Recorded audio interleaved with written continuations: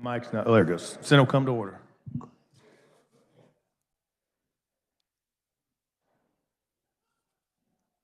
Senators will be in their seats.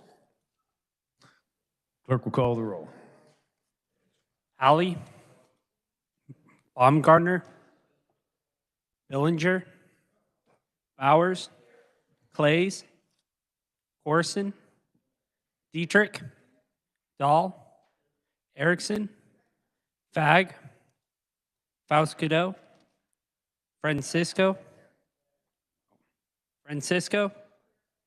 Gossage, Haley, Hawk, Hildebrand, Holland, Holscher, Gershon, Cluse, Longbine, Masterson, McGinn, Olson, O'Shea, Peck, Peterson, Petty, Pittman, Pyle, Reichman, Steffen, Straub, Solentrop, Sykes, Thompson, Tyson, Ware, Warren, Wilborn. Senators and guests, please rise and give prayerful attention to our chaplain.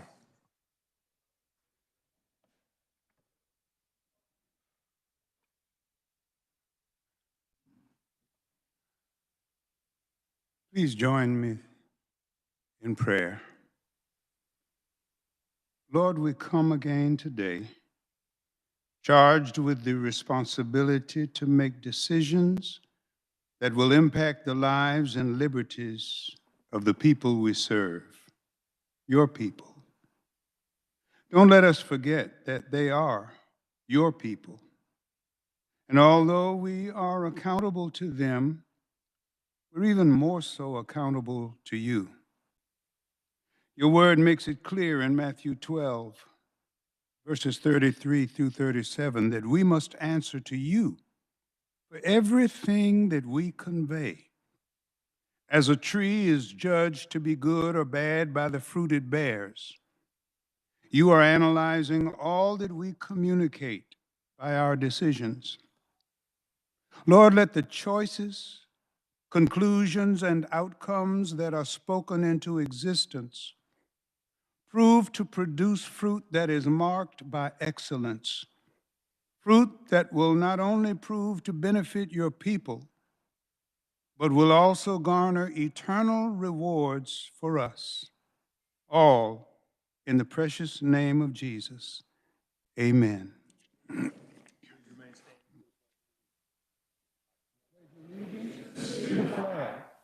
United States of America, to the republic for which it stands, one nation, under God, indivisible, with liberty and justice for all.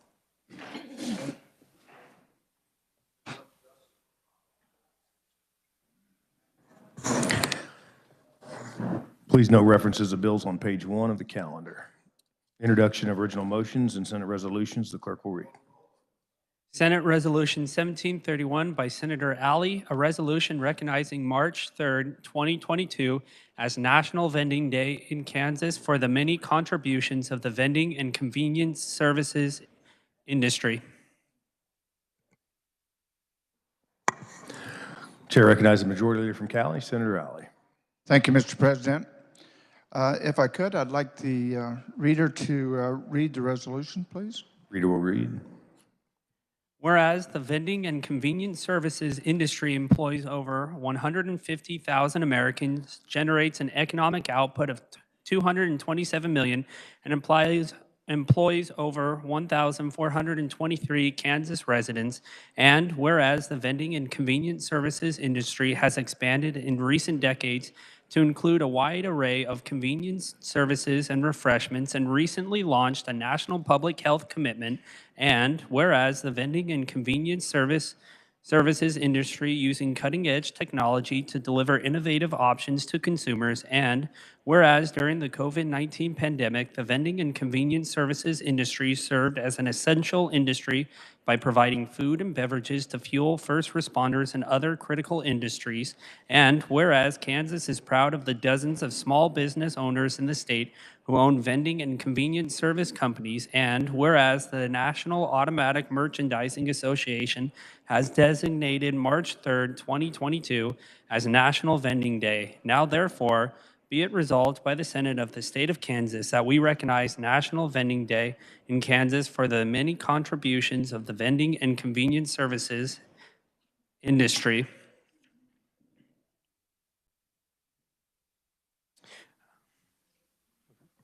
A resolution recognizing March 3rd, 2022 as National Vending Day in Kansas for the many contributions of the vending and convenience services industry. Okay. Chair recognizes Senator from Cali, Senator Alley. Thank you, Mr. President. We do want to thank our Kansas vendors for the contributions that they make to the industry and to the state of Kansas. And we are proud that March 3rd is being named as a National Vending Day. So I move an emergency be declared, the rules suspended, and Resolution 1731 be adopted by voice vote. You've heard the motion. All those in favor say aye. Opposed, no. Motion passes. Before recessing, are there announcements?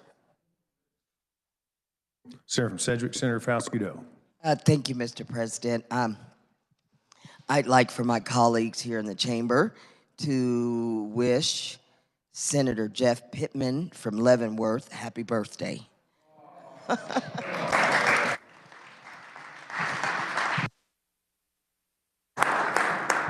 Senator from Riley, Senator Hawk. Thank you, Mr. President. I have pages today, some outstanding young people from Eisenhower Middle School in Manhattan, Kansas.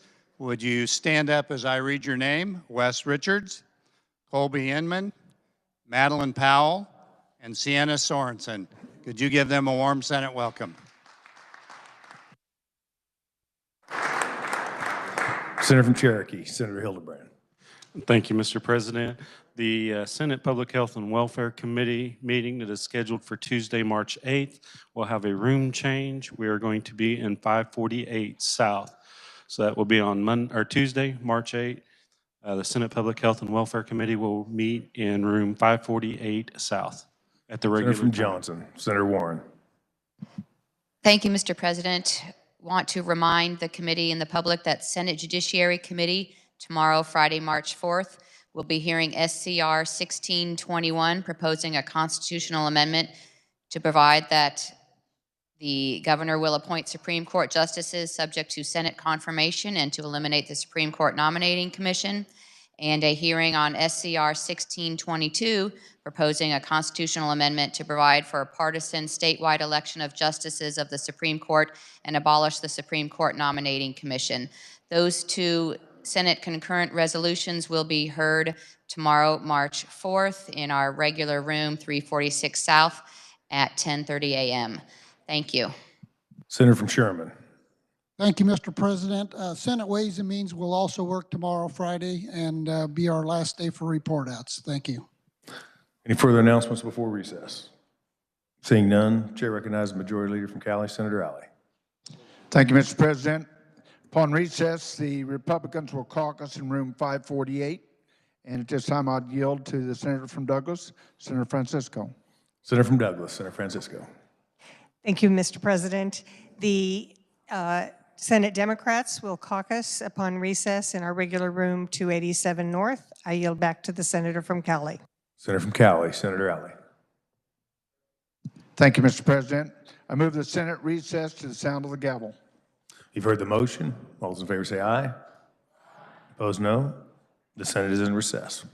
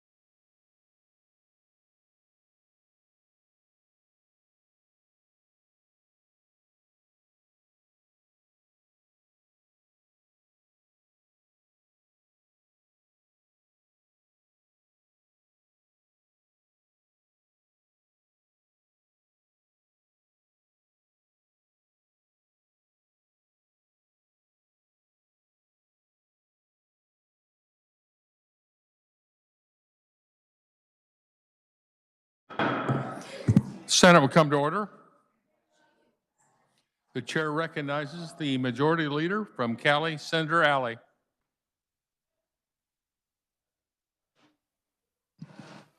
Thank you, Mr. Vice President. I move the Senate resolve itself into committee of a whole for consideration of bills on the calendar under the heading of general orders. You have heard the motion. All those in favor say aye. Aye. Those opposed, no. The motion carries. The chair appoints the senator from Lyon, Senator Longbine, to preside over the committee of the whole.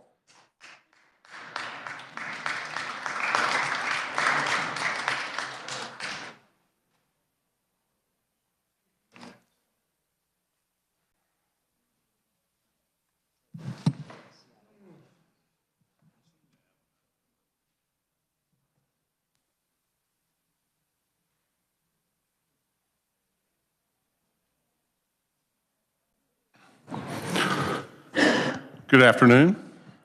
The Senate, having resolved itself into the committee of the whole, will now consider those items listed on the calendar under the heading of general orders. We have a lot to cover this afternoon. We're going to try to move through it as quickly as possible. I certainly don't want to miss anyone, so if you wish to comment or have an amendment, please make sure that you are standing when the bill is ready to be considered. We will now turn our attention to Senate Bill 378. The chair recognizes the senator from Shawnee, Senator O'Shea, to explain the bill. Thank you, Mr. Chair. Senate Bill 378 has to do with when fireworks can be sold. So real quick, want to start off by saying this does not have to change when your city and county chooses to allow you to shoot off the fireworks. It has to do with when the fireworks can be sold. So it is changing the dates from currently being June 27th through July 5th to June 15th through July 6th for seasonal retailers, meaning like your tent stands on the corners. For annual retailers, which is a brick and mortar fire code building, it would allow that sale to be year round. This also allows for the city and the county to say, we want different dates. This is just the state level. You'll notice that the state fire marshal was neutral on this. And we're hoping especially that it would help those bordering counties to other states be a little bit more competitive where fireworks seasons for selling is a larger period of time. With that, I'll take questions. Are there questions for the senator from Shawnee? Senator from Douglas, Senator Holland. Thank you, Mr. Chairman. There we go. Mr. Chairman, yeah, I will be very pithy about this. I appreciate having the extended seasonal selling period, but in talking with some of the mom and pop shops in my district, I think they have a justifiable concern about going to basically the brick and mortar selling fireworks year round. I know at least in my Senate district, I have a lot of different little groups that sell fireworks during the traditional 4th of July period. And man, do I spend a lot of money on them myself. But the point being is that I just wonder what will happen to those entities if we allow these big brick and mortar facilities to come in and sell year round. Thank you, Mr. Chairman. Senator from Shawnee, do you wish to respond? Chair recognizes Senator from Sedgwick, Senator McGinn. Thank you, Mr. Chair. I just want to share that I have a great deal of concerns with this bill. You know, I know that the write-up had like 1 or 2 people that wanted it and spoke on behalf of the whole state of Kansas, even though all counties look a little bit different and have a little bit different circumstances. My county, for example, Sedgwick County, half is urban, largest city in the state of Kansas, and half of it's still agriculture. My concern with this bill is that we're going to start, I understand, so I want to make sure everybody understands that I understand, that the bill allows you to just sell year-round. Don't necessarily get to blow them up year-round. What I don't understand about that, though, is I can go buy food every day, but if I don't eat it, eventually I'm going to stockpile and have a bunch of food in the house that goes to waste and that I don't need. So I'm having a hard time that we're just going to sell year-round and we're not going to blow them up year-round. Also, what's on my mind is not very long ago, and we were in session here, when we got to turn on our TV and watch part of north central Kansas burn up. The pastures were dry, and I even saw the pictures of what livestock looks like after they burn up. And Mr. Chairman, I think there's too much chatter in here. Can the body please respect the senator who is speaking? So I'm going to speak first part on behalf of being a farmer. One of the few farmers that are even left under the dome anymore. And 20 years ago, we had wheat varieties that took a little longer to mature, and we were always concerned and nervous about the fact that once the 4th of July began, that our wheat crop could burn up. So now we're going to increase the possibility, if you're a nonprofit, you can, I guess, start, well, the counties will decide how often and when you can blow them up, but you can start selling on June 15th. So that really does interfere with our wheat harvest. The other concern has to do with livestock. And many of us have cattle, we have sheep, we have other livestock. And when all the mortar shells start going off in your area, it makes it very difficult to keep your livestock calm. And so that is a concern that I have as well. Also about the blowing off the mortar shells and other types of loud fireworks has to do with 10% of our population has PTSD. And I called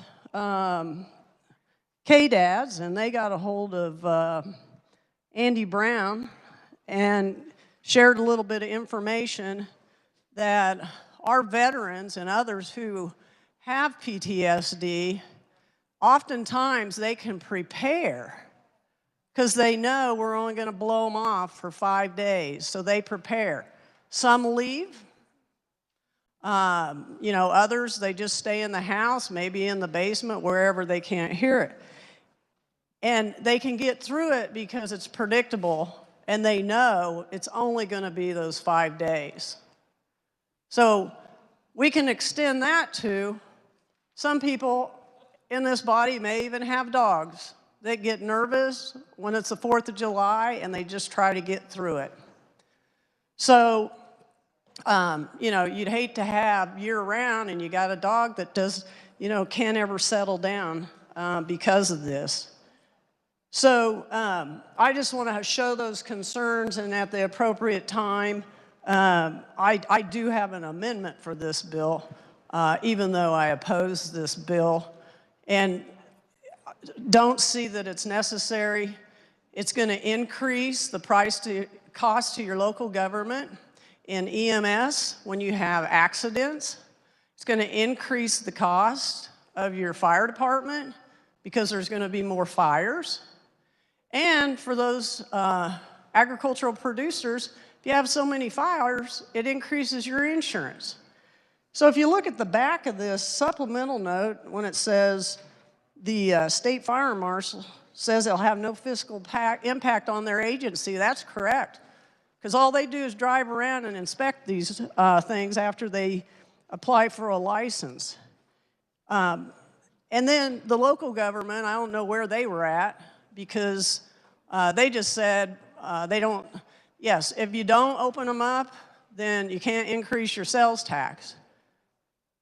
But if you sell year-round and people aren't blowing them off, ultimately, you're not going to increase your sales. So when everybody says, oh, it's just to sell year-round, well, eventually, if you're going to make any money, you got to blow them up. And that means more days of possible fires, possible problems with livestock, and possible problems with people that suffer from PTSD. So with that, Mr. Chairman, I'll listen to others, and I'll offer my amendment at a later time. Senator from Shawnee, do you wish to respond? Chair recognizes Senator from Cloud, Senator Bowers. Thank you, Mr. Chair. As a senator who represents 3 of the 4 counties in the December 15th fire of last year, I feel very obligated to talk on their behalf of how they emailed me saying, what are you thinking about passing this bill? Not only did we lose thousands of cattle, but also burnt thousands of acres and fence line that we just have passed a sales tax exemption tax for earlier in the session. But not only for them, but for the farmers in north central Kansas and ranchers, knowing that we're definitely in a drought and it's not looking like it's going to get better. So those are the comments I've heard from Senate District 36, which is 13 counties in rural Kansas, and wanted to let the body know how they're feeling about fireworks year round. Thank you. Getting ready to get on the highway. Additional comments or questions on Senate Bill 282? Chair recognizes Senator from Shawnee, Senator Cluse. Thank you, Mr. Chairman. I would probably just echo the last 3 senators that shared, in particular, good senator from Douglas, Senator Holland. I think he made good points concern with mom and pop shops, charitable organizations. There are a lot of groups and kids that count on these fundraisers, and having something available and open all year through the year, I think is going to take away from their efforts. And anyhow, I'm not for this, and that's my statement. Thank you. Are there additional comments or questions on Senate Bill 282? Chair recognizes Senator from Sedgwick, Senator McGinn. Thank you, Mr. Chairman. I know that some have said that, you know, the counties can opt out or the cities can opt out if they don't want this. Well, I think the cities have a lot of other business to do that's before them, and the responsibilities that they have, certainly after the last couple of years.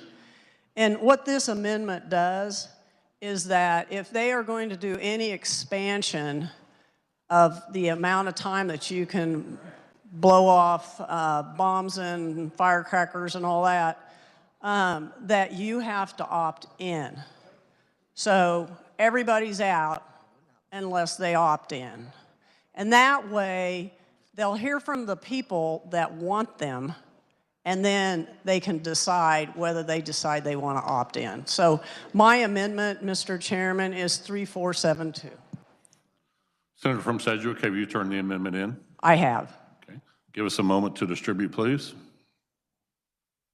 wasn't as good as you know, previous events, but I saw your little friend of the black guy.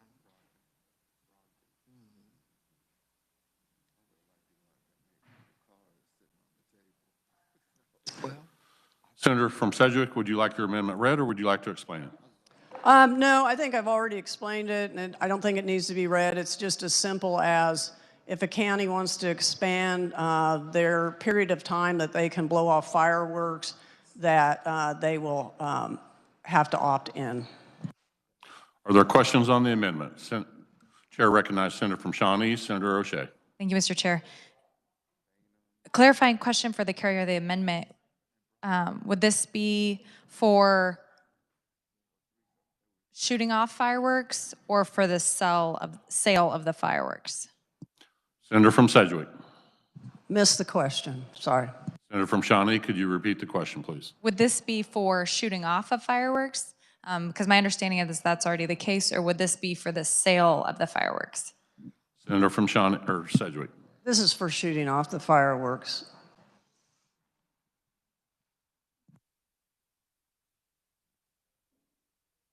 And does include the permit holder that wants to also sell them. Senator from Shawnee. Thank you, Mr. Chair. I don't see any issue with this amendment. Additional comments or questions on the Senator from Sedgwick's amendment? Senator from Brown, Senator Powell. Thank you, Mr. Chairman. Mr. Chairman, so this is, I'm looking at the last line of the amendment, and it says that they have to affirmatively affirmatively elect the permit of the sale of fireworks. So if someone currently can sell fireworks, would they then have to fall under a permit system? Senator from Sedgwick. Sorry, thank you, Mr. Chairman. I want to correct myself. This is for them to opt in for the sale of.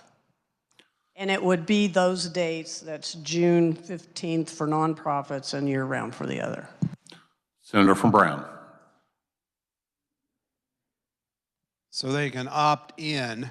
Are you talking about the governmental entities opt in or the people or persons, entities that want to sell fireworks, Mr. Chairman? Senator from Sedgwick.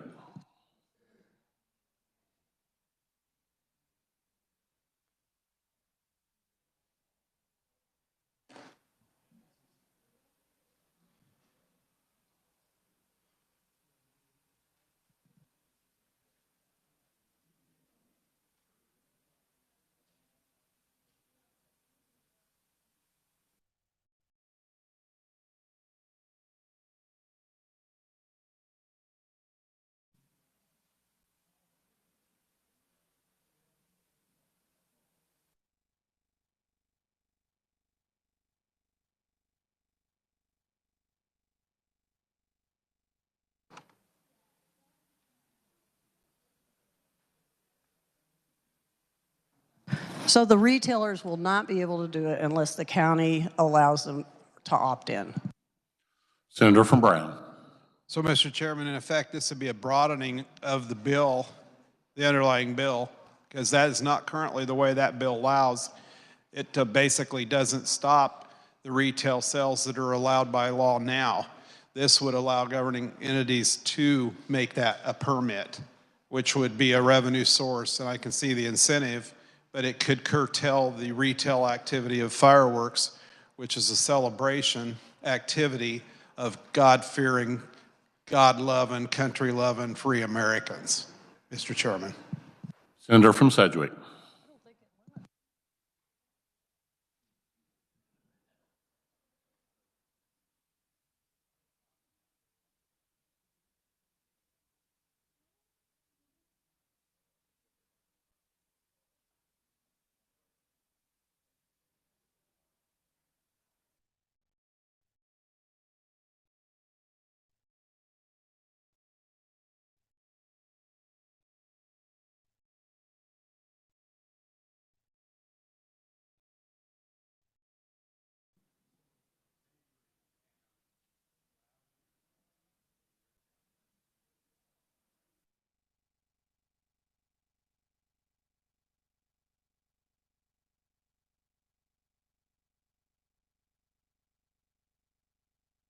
The provisions in the bill which expand the... It's an opt-in for the provisions of the bill. It does not limit what we currently have. Senator from Brown. Can she further explain opt-in? Who is opting in? Government upon the activities of the firework retailers, or the firework retailers opting in, which brings in the government entities, Mr. Chairman?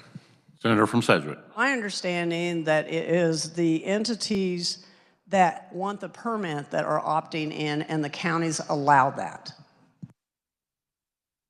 Senator from Brown. The entities that want the permit, then I have to assume, Mr. Chairman, would be the governmental entities, because I can't believe that the retailers of these fireworks right now would want that permit activity. Senator from Sedgwick. If currently you have the 5 days, if I want to expand my opportunity for the June 15th, then I go to my county and ask, as a permit holder, to opt in to have that expanded time. It's the expansion. Senator from Brown. Mr. Chairman, that expansion requires a permit, though, under this amendment. Is that right? Senator from Sedgwick. I believe they have to get a permit anyway. Senator from Brown. Is this an additional permit, Mr. Chairman? Senator from Sedgwick.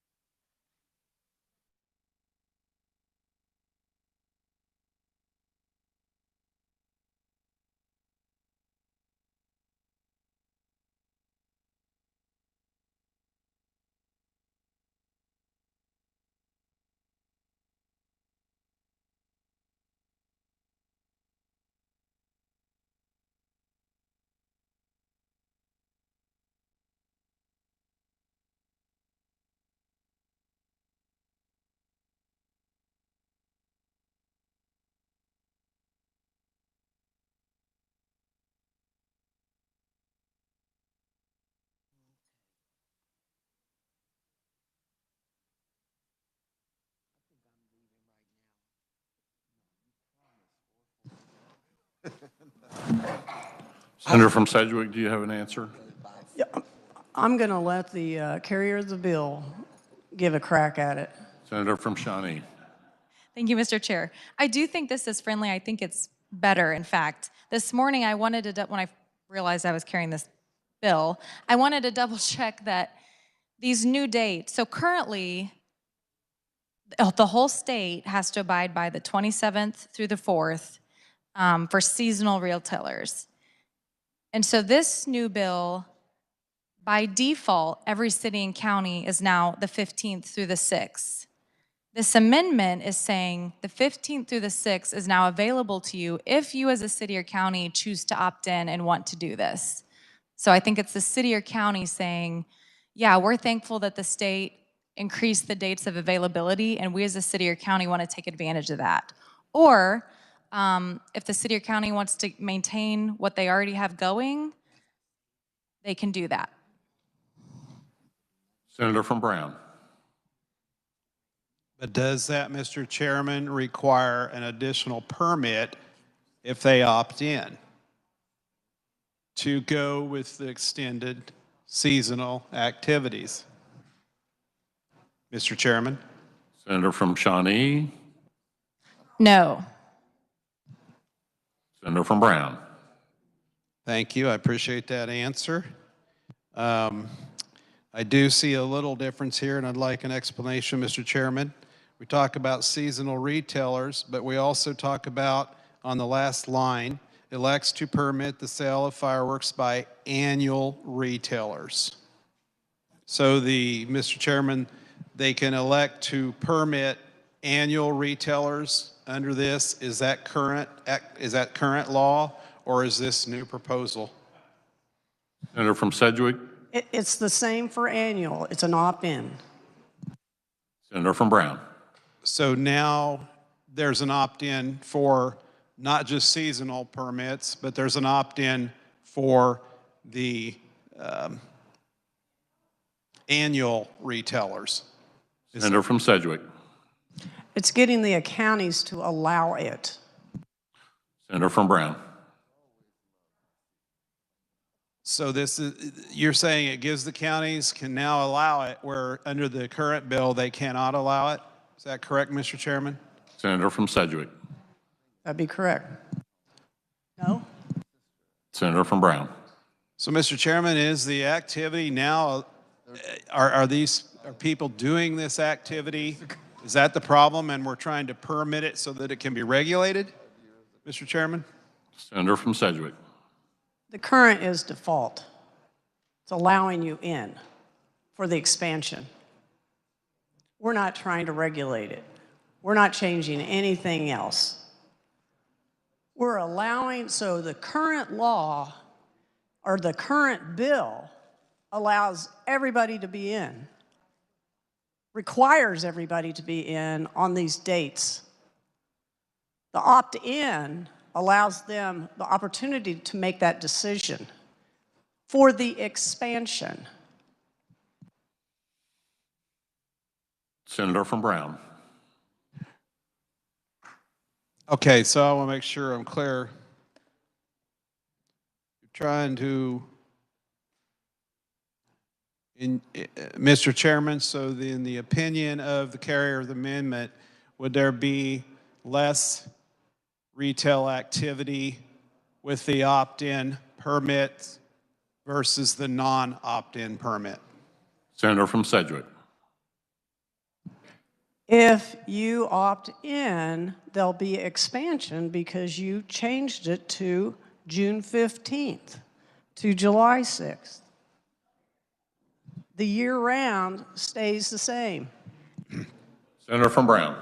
Mr. Chairman, will not the expansion take place under the current bill without the opt-in? Senator from Sedgwick. The expansion would take place under the way the current bill is written. That is correct. Senator from Brown. Well, I think I'm going to oppose this amendment simply because I think it does try to limit the activity of retailers with their fireworks sales.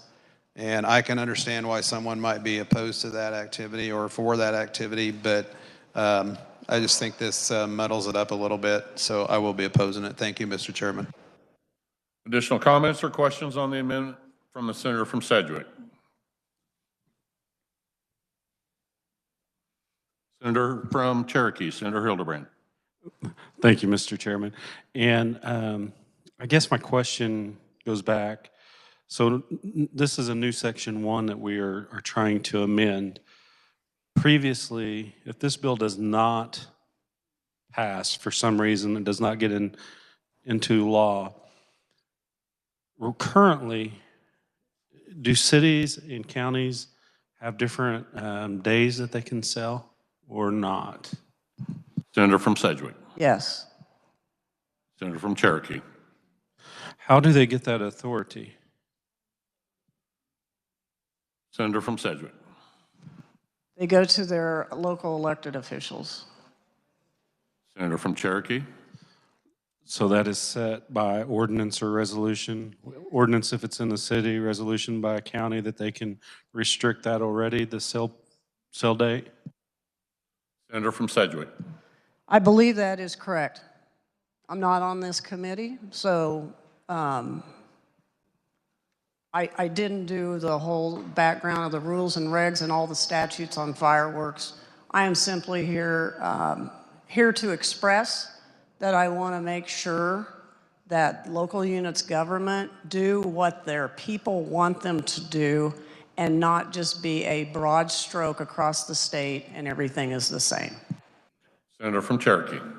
Thank you, Mr. Chairman, and I do apologize to the good senator from Sedgwick because these questions probably should have been asked to the carrier of the bill because I did have some concerns with new section 1 anyway, regardless. I actually have an amendment coming that actually strikes new section 1. I have some concern about allowing a city or county to prohibit the sale of fireworks, period. And that's what new section 1 does. And the amendment, and I'll be opposing the amendment for a similar reason, instead of allowing a county to prohibit, this says, the new amendment will now say it is prohibited to sell unless a county or governing body or city says, let's sell. So I will be opposing the amendment. Thank you. Senator from Sedgwick. Thank you. Again, I'm not sure if I heard the senator from Cherokee correctly. This amendment and the intent of the amendment is no expansion without opting in. Everything else stays the same as it currently is. Senator from Cherokee. Thank you, Mr. Chairman. I understand the intent, but the way that if this bill passes, it's not an expansion. Just J says about when the fireworks season is, and that's when you can sell and set them off. So unless I'm just misreading it, I do read it a little bit differently. So I still stand opposed. Thank you. Chair recognizes Senator from Lynn, Senator Tyson. Thank you, Mr. Chairman. The carrier of the amendment stand for a question. She's standing. Thank you. The sale of the fireworks by and the licensing regulation of annual retailers, that appears to be new language. Locals, there are no regulations. They do not have to go anywhere to get a license in order to set up a tent to sell. So I think that might be the confusion on this language on the amendment.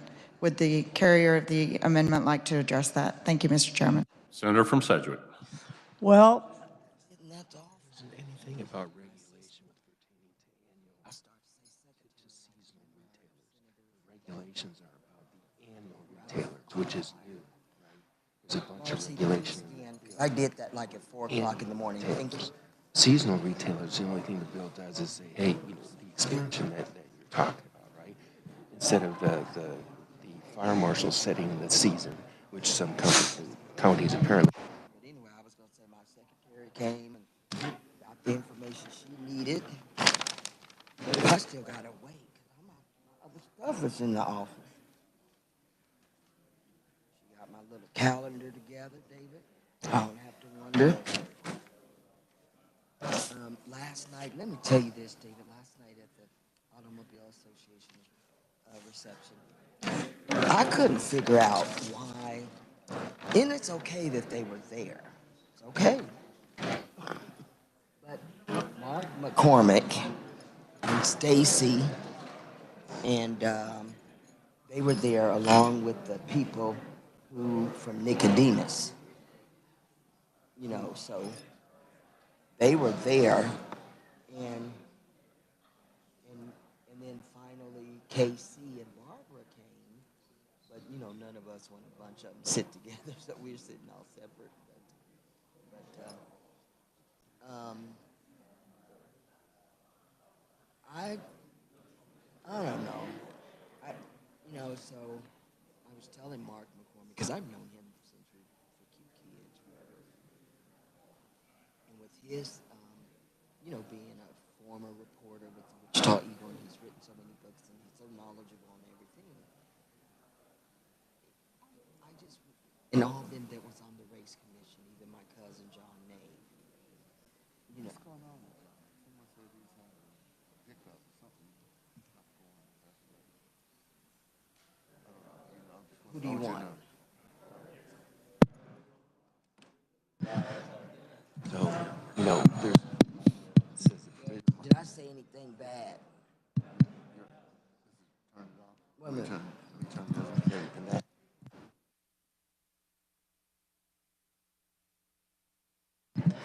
so what this does is sets for the annual retailers is what those lines are for, and the seasonal retailers are already under many of the rules and regs.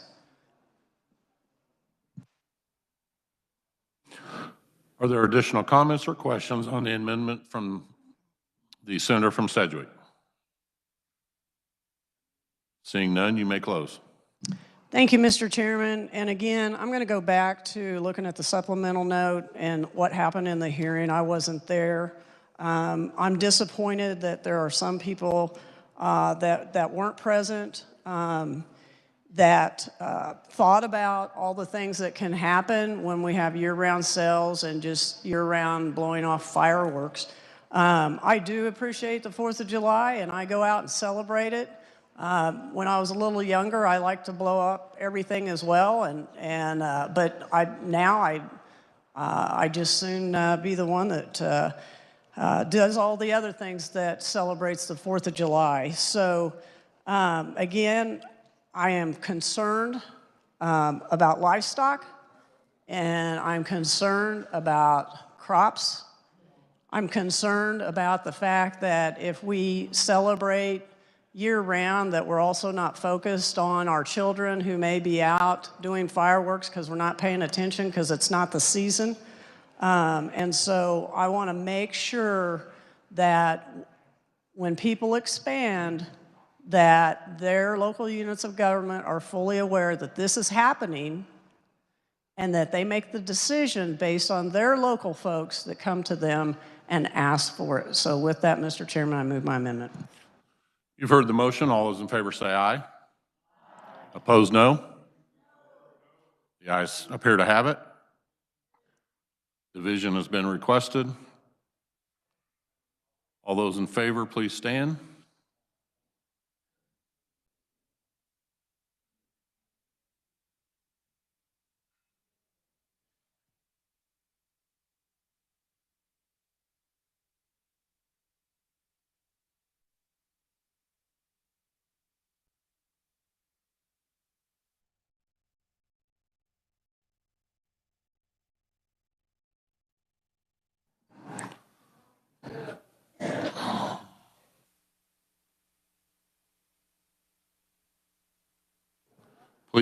Please stay standing if you are in favor of the amendment.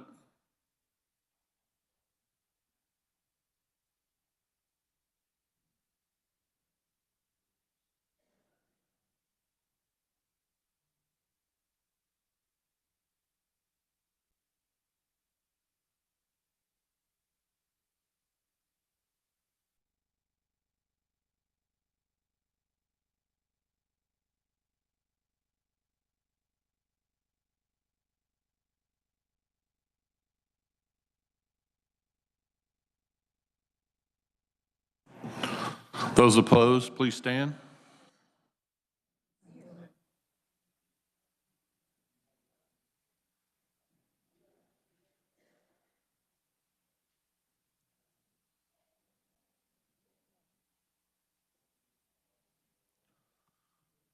(19 to 11) in favor. The amendment is adopted. We are back on the bill. Questions for the senator from Shawnee on Senate Bill 378? Seeing none, Senator, you may close. I move that when the committee rises and reports, it report Senate Bill 378 as amended favorably for passage. You've heard the motion. All those in favor say aye. Opposed, no. Motion carries. We will now turn our attention to Senate Bill 282. The chair recognizes the senator from Sedgwick, Senator Solentrop, to explain the bill. Thank you, Mr. Chairman. 282 comes to us from the Senate Tax Committee. This was a bill that was passed out last year, so there'll be an amendment brought forward to adjust the dates. There are no amendments. There are no amendments to it. What this does, beginning in tax year 22, again, which will be changed, creates a non-refundable tax credit for taxpayers for an amount equal to 10% of the compensation paid to qualified employees in each of the first 5 years of employment, not to exceed $15,000. The credit could not be carried forward, and for the purpose of the bill, compensation would not include benefits or reimbursable expenses. Additionally, the bill would create, beginning tax year, in this case 23, a non-refundable tax credit for taxpayers who become qualified employees during the taxable year. Employees with income tax liability less than $5,000 would be eligible to carry an unused credit forward for up to 4 additional years. The only opponent to this bill was the Kansas Policy Institute. In the Department of Revenue estimates that it's $7.9 million fiscal note, and that breaks down to $2.8 million for tuition reimbursement, $2.6 million in qualified employee credits, reduction in qualified employee credits, and 2.5 in addition. So it's a $7.9 million fiscal note. I was not on the tax committee last year, so I'm not sure how the vote in the committee went, but I'm sure it was very favorable. What I want to point out, Mr. Chairman, is that the state of Oklahoma has got an aggressive program to lure aviation and aerospace jobs. Their governor has worked with their legislature to create similar tax credit programs. So this is not something new. This is used in the industry, and it's used by our neighbors. And if you know anything about what's going on down there, in addition to their aviation and aerospace industry, they've got a huge base there called Tinker Air Force Base.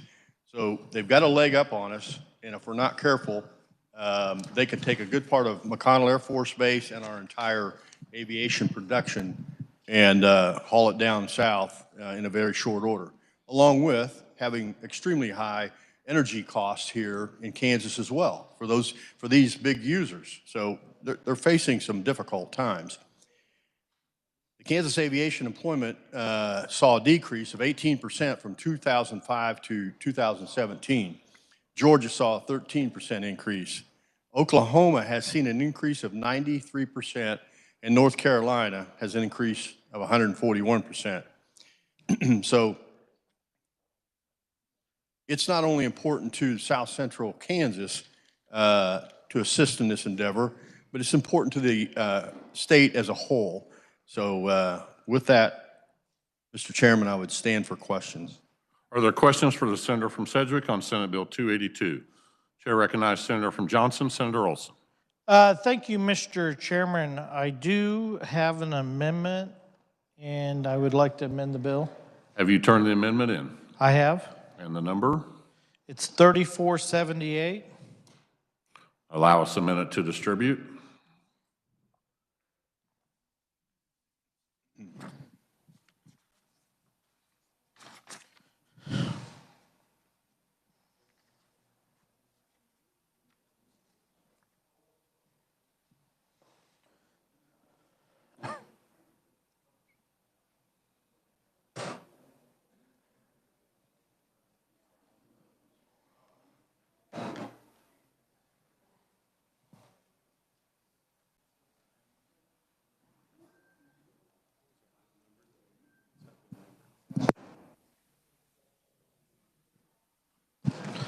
Senator from Johnson, the amendment appears to be quite lengthy. Would you like to explain it, or would you like it read?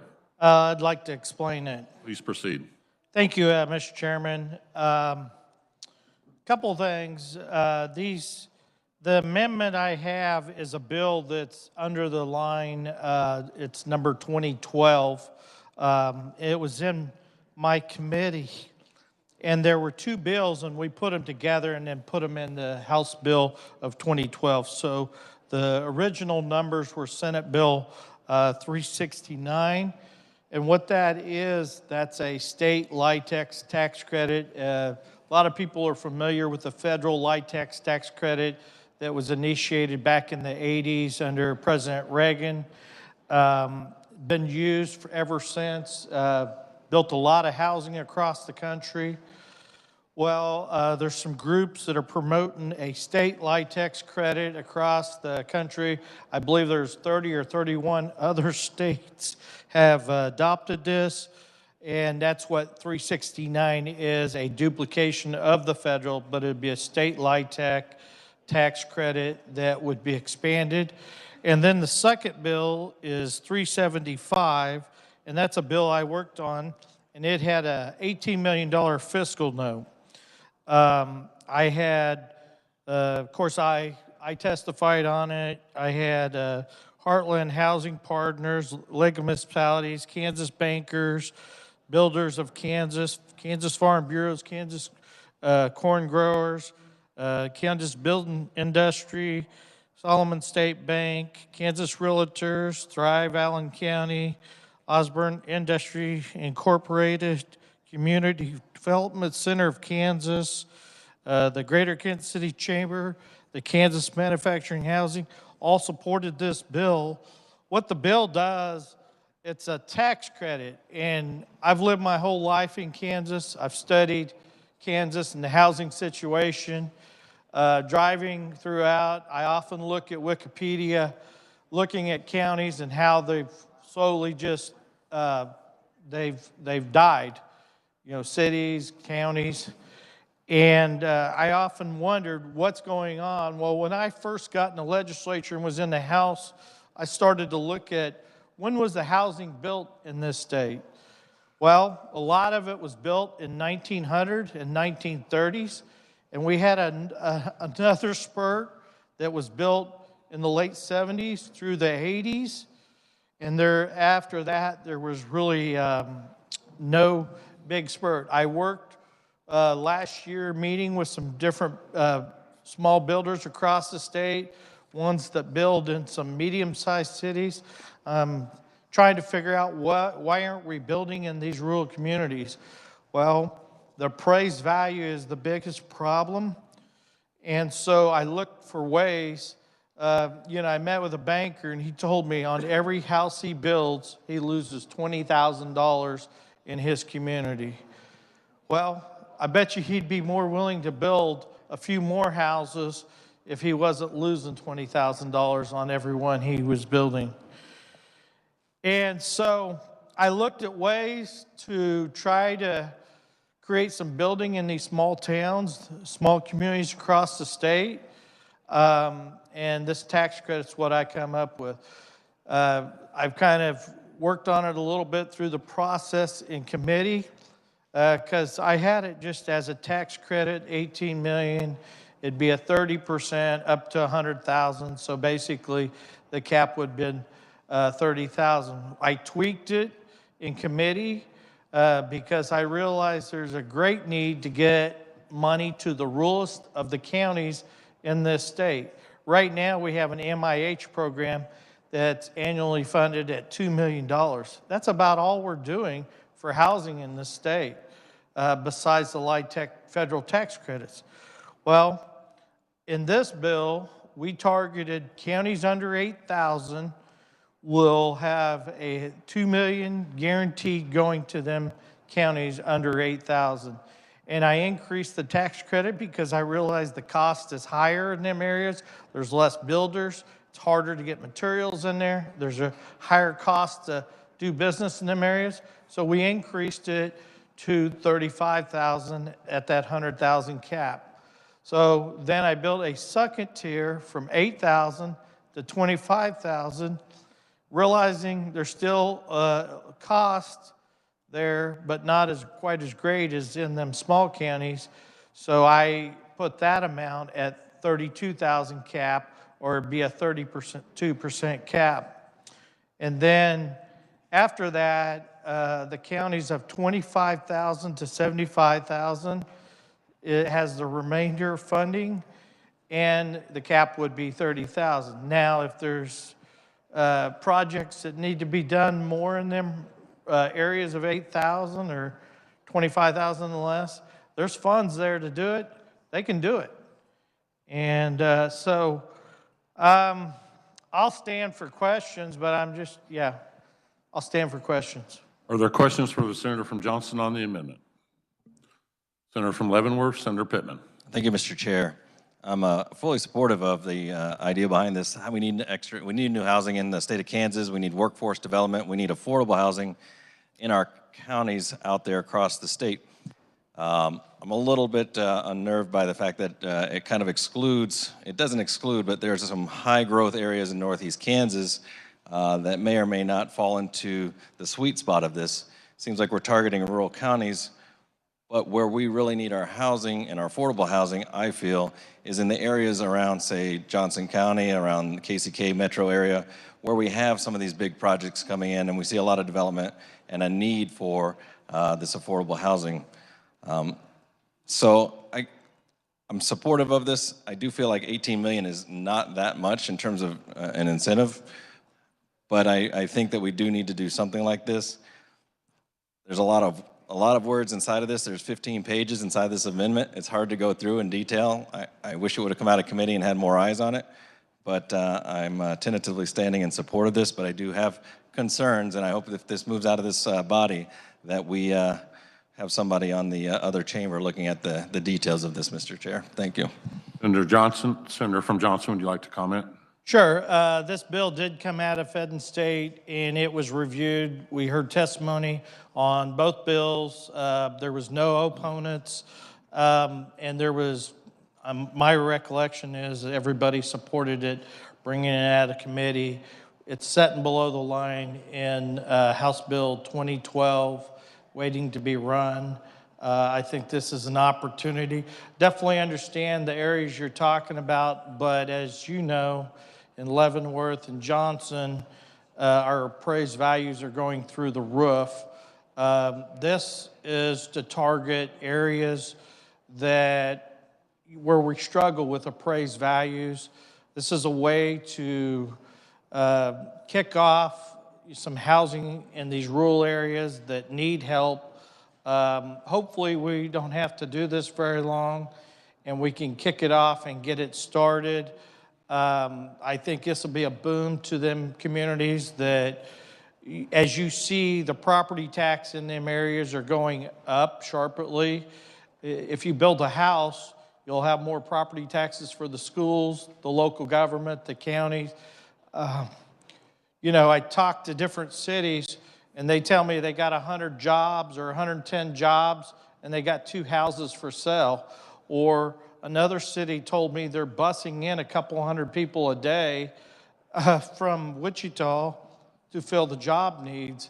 You know, if them houses were there, then people, that money would be circulating more in that local economy.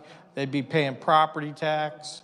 That would be going to the school districts, the cities, which would, expanding that property tax base would help either lower or stabilize any increase. So I definitely understand your needs in the larger communities, but this is a targeted for the rural parts of the state.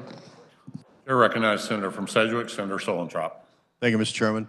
I just want to comment that I would consider this a favorable amendment. I think the senator from Johnson did a very good job of explanation. I think the sales tax revenue from this is a little bit north of $5 million. You take that into consideration along with the increased employment taxes. I think it's almost a revenue neutral bill. So with that, I'm in favor of the amendment.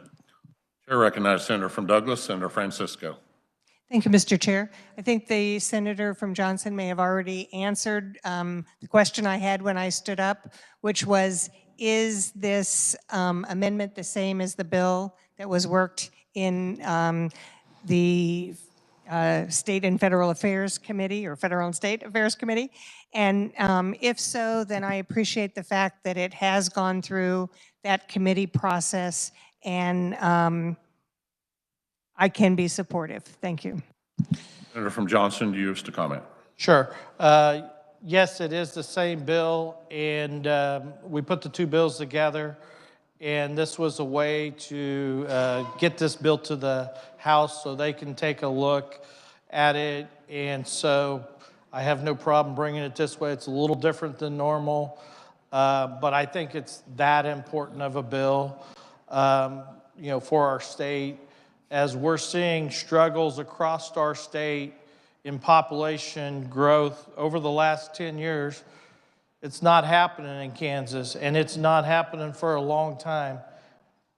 We're educating our kids. They're going to college somewhere else. They have no place to live when they come back, so they don't come back.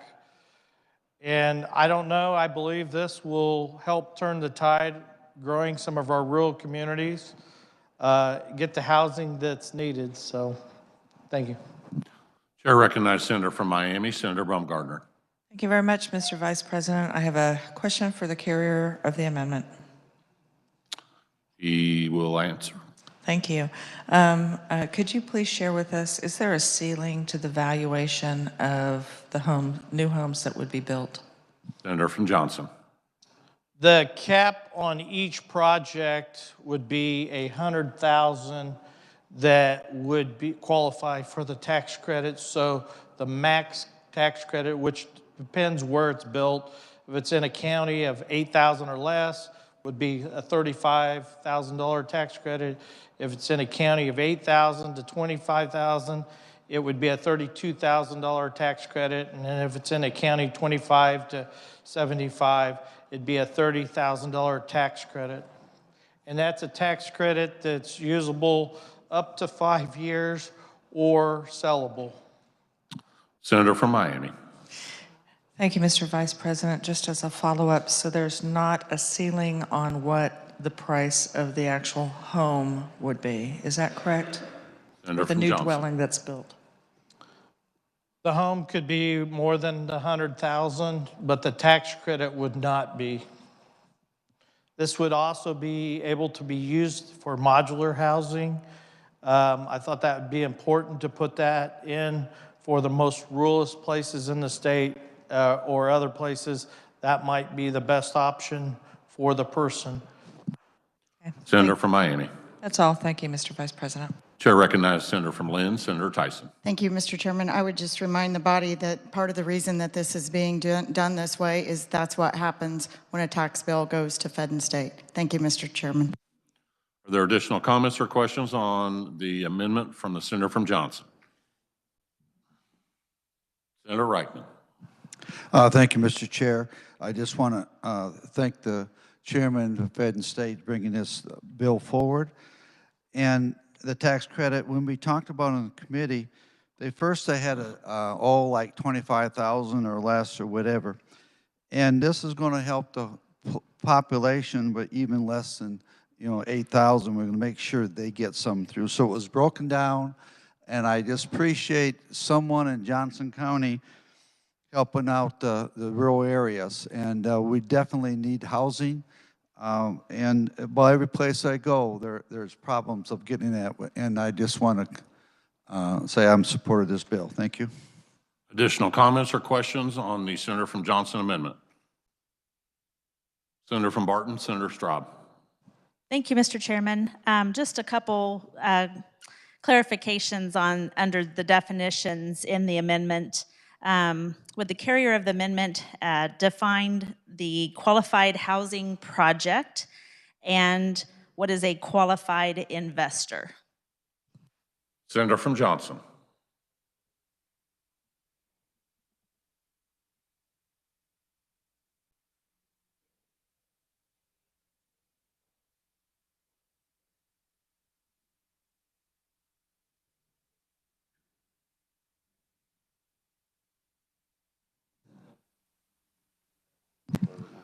Okay, it's a single family, multifamily, or modular housing. Senator from Barton. And a qualified investor is a housing project eligible under this act. Senator from Barton.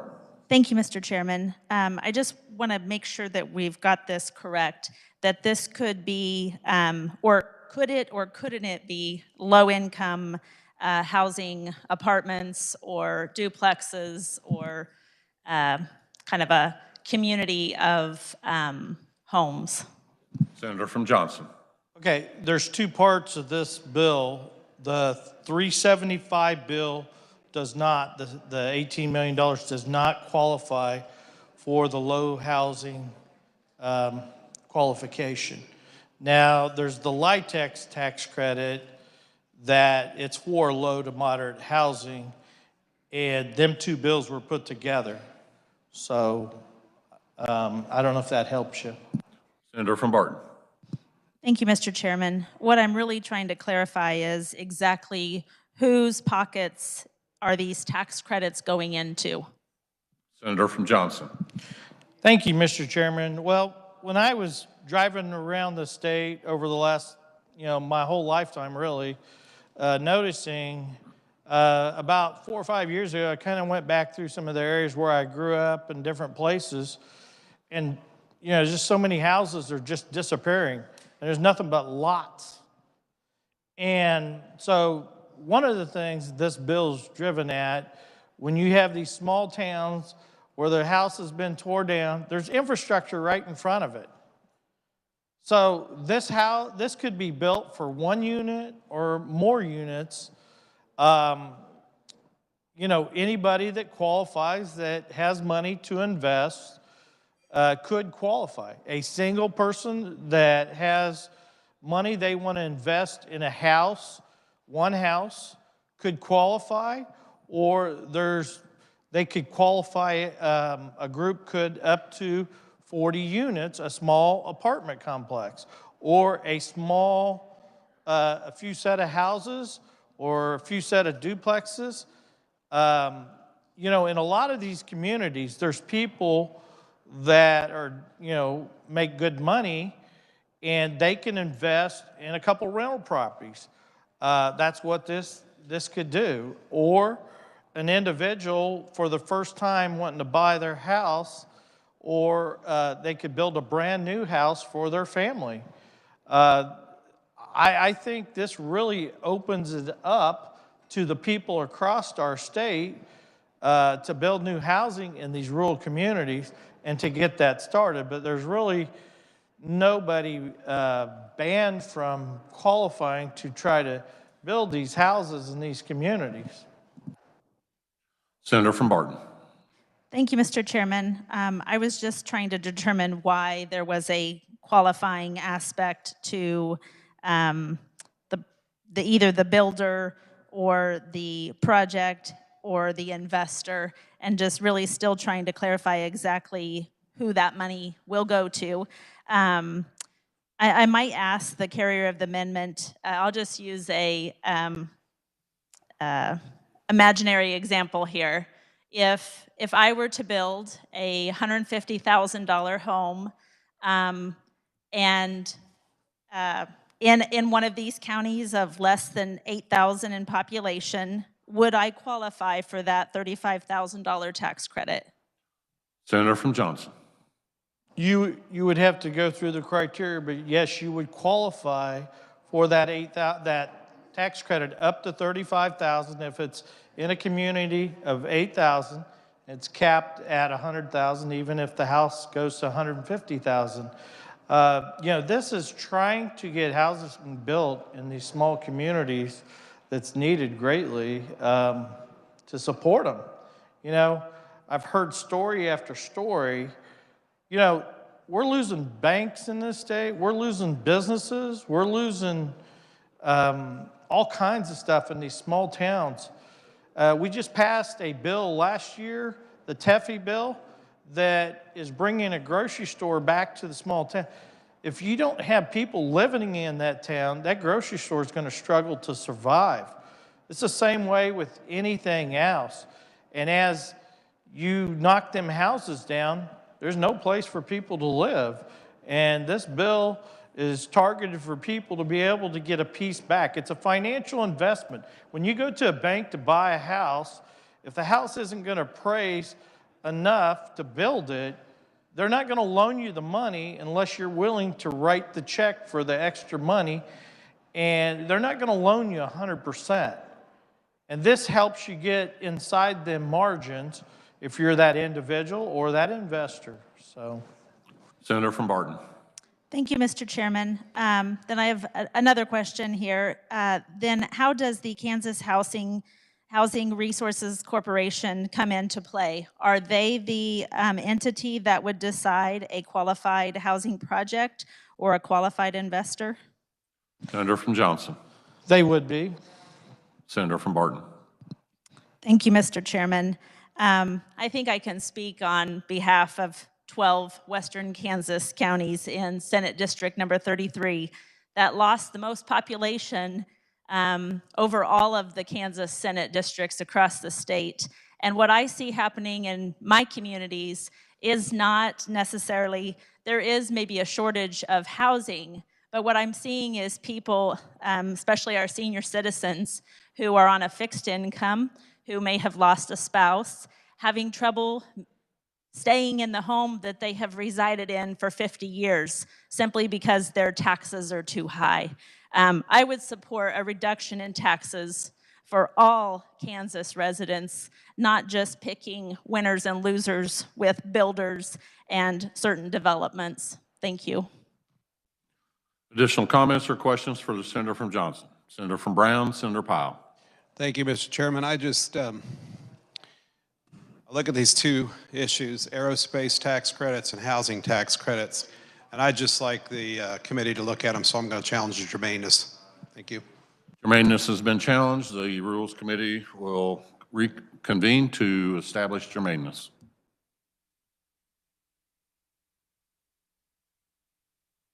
Senator Masterson. The Senator from Johnson, Senator Warren, will replace the Senator from Sedgwick, Senator Masterson, or from Butler, excuse me.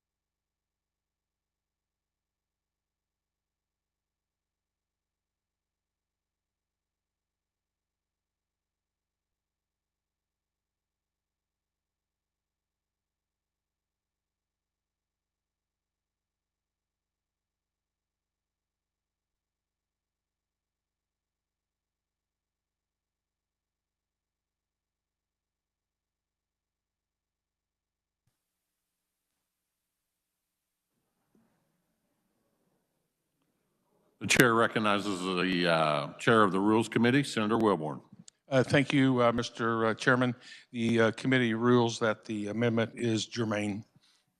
The Rules Committee has ruled that the bill is germane. We are back on the amendment. Are there questions for the senator from Johnson? Seeing none, Senator, you may close. Thank you, Mr. Chairman. I move my amendment. You've heard the motion. All those in favor say aye. Opposed, no. Motion carries. The amendment is adopted. We are back on the bill. Are there questions for the senator from Sedgwick, Senator Solentrop? Senator from Lynn, Senator Tyson. Thank you, Mr. Chairman. My apologies. I've got an amendment, and it has been turned in. It's 3455. Please allow us a moment to distribute.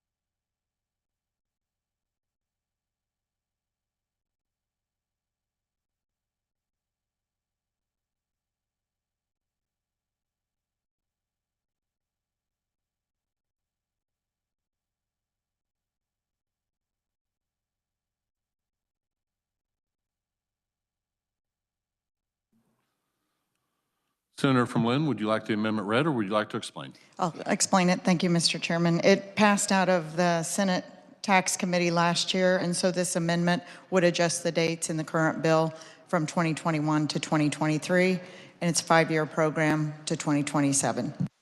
Are there questions on the amendment? I see none. You may close.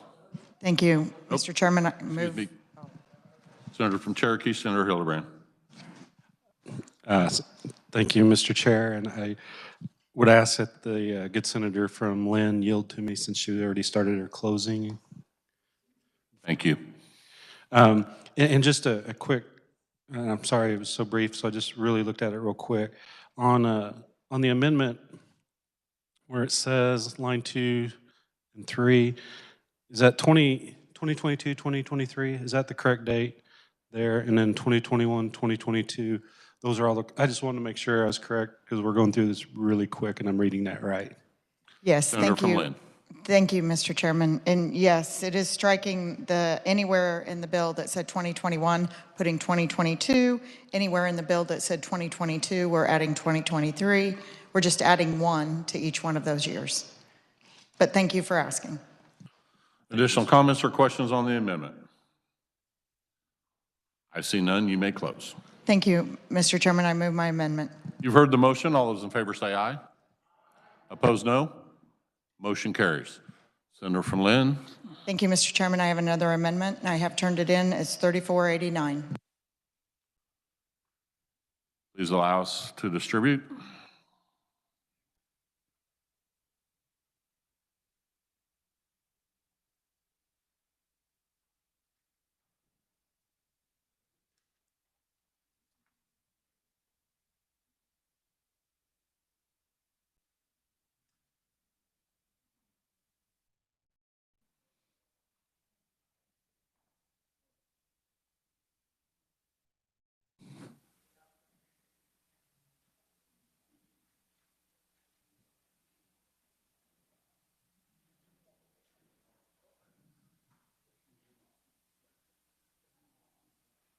Senator from Lynn, would you like your amendment read or would you like to explain it? Thank you, Mr. Chairman. I'll explain my amendment. The Senate Tax Committee has worked and passed out of committee a bill that would allow teachers to apply for or get up to $250 reimbursement on their tax through a tax credit. And that's what this amendment would do. It would provide that tax for them. Questions on the amendment? Senator from Douglas, Senator Holland.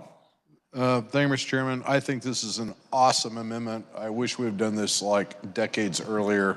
I appreciate the foresight of the senator from Lynn to bring this forward. Thank you. Chair recognizes Senator from Reno, Senator Stephan. Thank you. I have a question for the carrier of the amendment, please. She's standing. Great. Does this include homeschool teachers?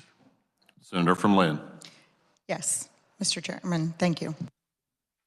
Chair recognizes Senator from Sedgwick, Senator Solentrop. Thank you, Mr. Chairman. I just want to indicate that this is a favorable amendment, and I'm glad the Senator from Lynn has brought it forward. Thank you very much. Additional comments or questions on the Tyson amendment? Senator from Douglas, Senator Francisco. Thank you, Mr. Chair. I do have a question for the Senator from Lynn, if she will stand for it. She is standing.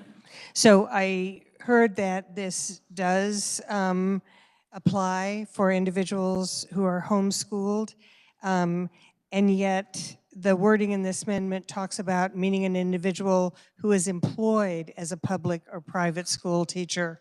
So how would that employment be determined, and would someone who's homeschooling be an employee? Senator from Lynn. Thank you, Mr. Chairman. That would be up to the discretion of the Department of Revenue currently, but the way we wrote this is that any teacher can apply for this tax credit, and it is available to all. I have heard for many years, how teachers are paying out of pocket for school supplies, and so instead of just listening to the complaint, I decided as the tax chairman we would take action. It was a total team effort. I've got to thank the ranking for his help in this, and the Senate Tax Committee. Senator from Douglas. Thank you, Mr. Chair.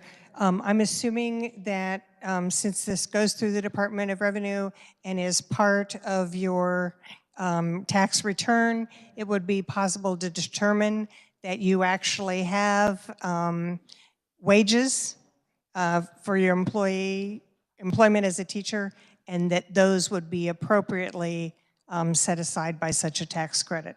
Thank you. Senator from Lynn. Thank you, Mr. Chairman. Additional comments or questions on the amendment from the Senator? Senator from Butler, Senator Fagg. Thank you, Mr. Chairman. Would the good Senator from Lynn please stand for question, please? She is standing. Thank you. My question is on the $250, you have $250 credit on your federal return now, is my understanding. Does this affect that at all, tying back into our state? Senator from Lynn. Thank you, Mr. Chairman. This is not. This is a state tax credit of $250. Senator from Butler. So we'll have a $250 on the federal, $250 on the state, and that's it. Senator from Lynn. Thank you, Mr. Chairman. I hope that's not it. We have another bill in the Education Committee that would help teachers up to another $250, not through taxes, though. Senator from Butler. That's it. Thank you. Senator from Johnson, Senator Gossage. Thank you, Mr. Chair. As a former teacher, I'm actually opposed to these amendments. And it's because I feel like as much money as we give to the school districts, teachers should not be having to pay for things in their classroom anymore. I did that for years. And this money needs to filter down to the classroom and to the teacher. Thank you. Additional comments or questions on the amendment? Seeing none, Senator, you may close. Thank you. The good Senator from Johnson will appreciate the two bills. The $250 in the Education Committee is a mandate that K through 12 fund that portion, that bill, if we're able to get it passed in this body. And another bill that I had requested would mandate 65% of the money get to the classroom. With as much as we're paying in taxes and for school funding, there is no teacher that should be paying a dime out of their pocket. And I would go a step further. I don't think there's one parent in this state that should be paying to enroll their children in school. With that, Mr. Chairman, I hope that you guys will support the amendment, and I move my amendment. You've heard the motion. All those in favor say aye. Aye. Opposed, no. Motion carries. Amendment is adopted. We are back on the bill. Additional questions or comments for the Senator from Sedgwick? Chair recognizes Senator from Sedgwick, Senator Sykes. I'm from Johnson, but that's okay. I'm sorry. That's okay. I've been jumping up and down, so. I don't have questions, but I do have an amendment, and I've turned it in, and it is number 3460. Please allow us to distribute it.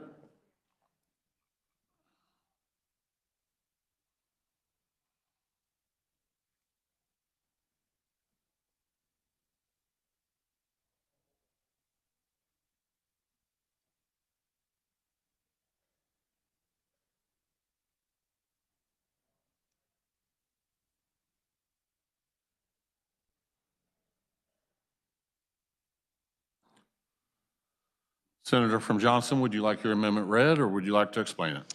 I think I can explain it. Please proceed. With some of our excess revenue that we've had, there's a group of us, I think we all would like to see this go back to Kansans.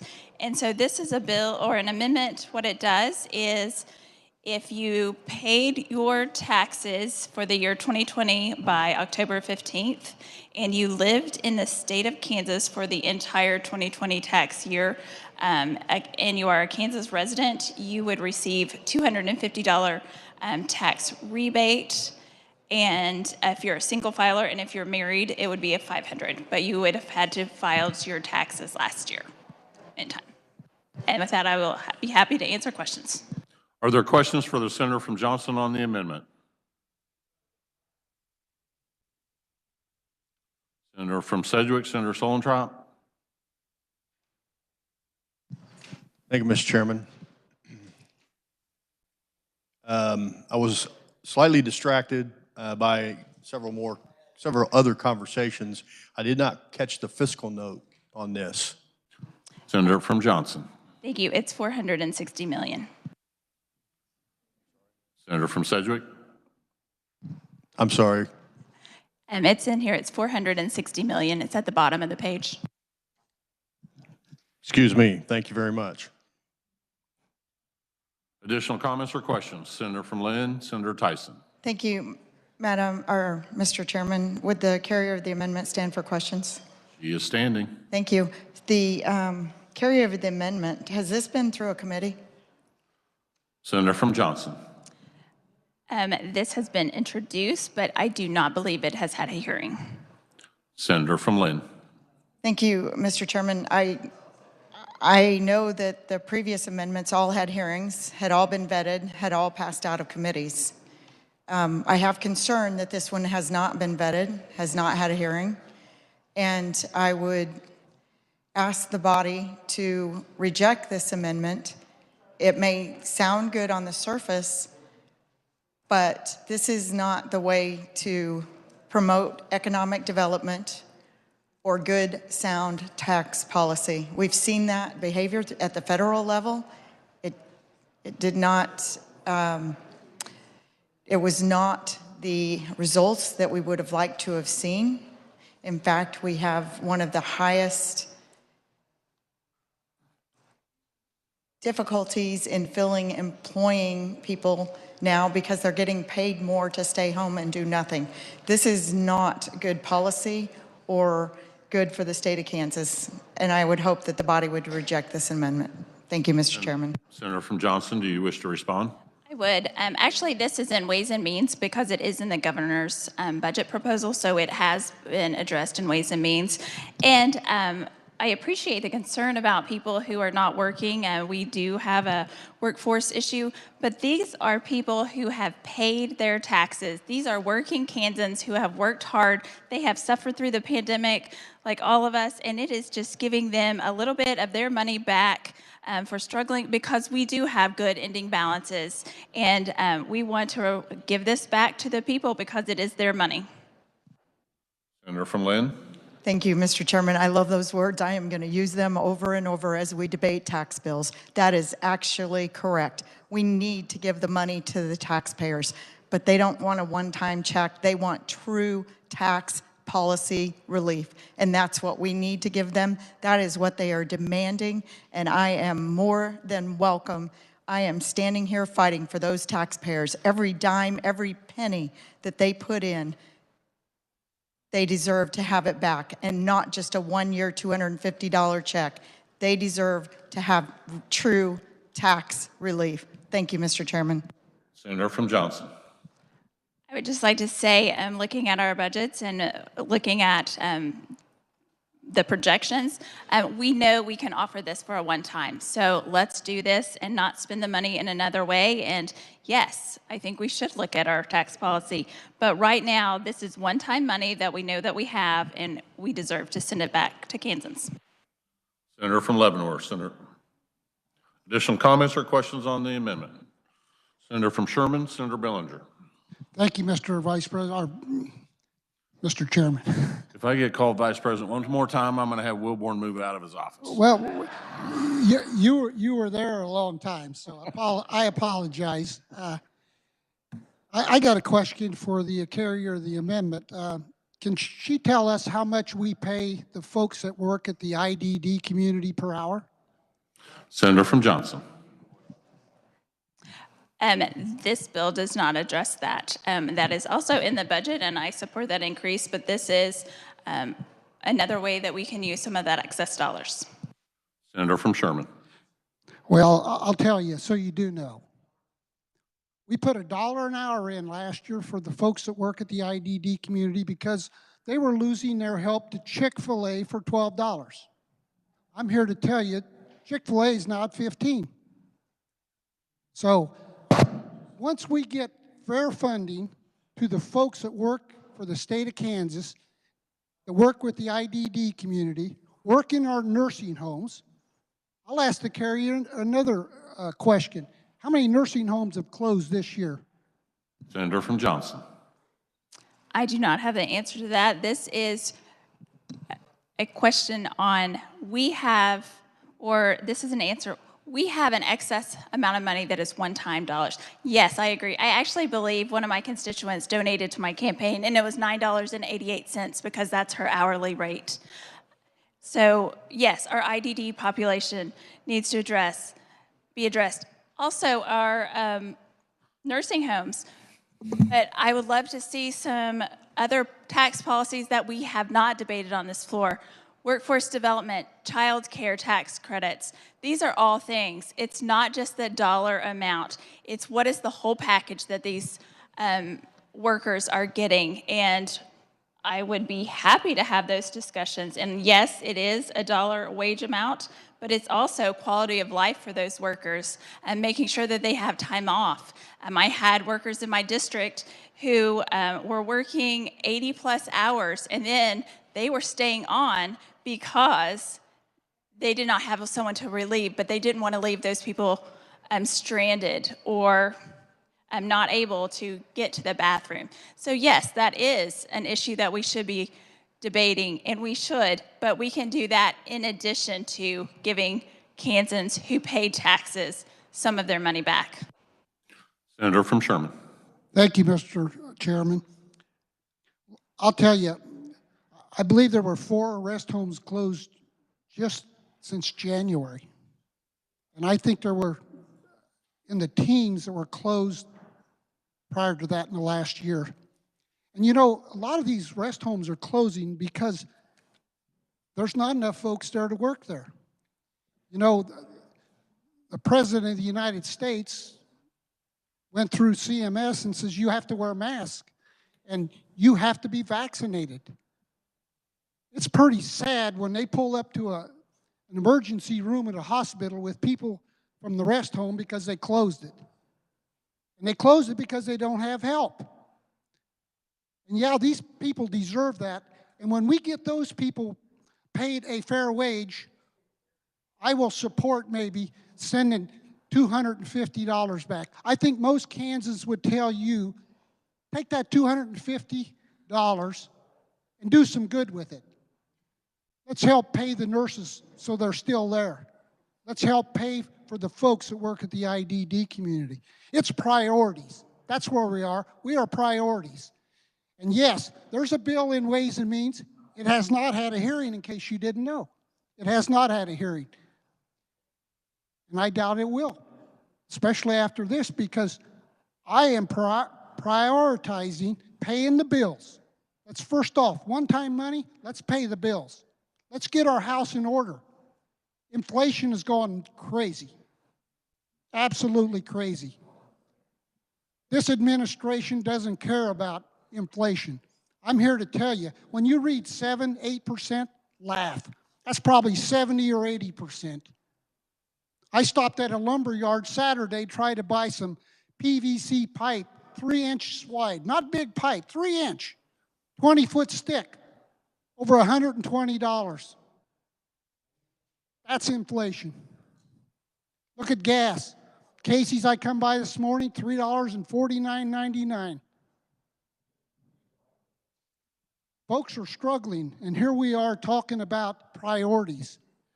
It's not a priority to send people back $250 when we have folks across the state here working for the state of Kansas not making a good enough wage to make even ends meet.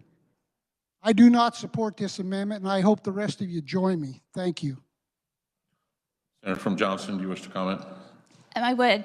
I think when we have $3 billion that we were not expecting as an ending balance, this is something that we can do.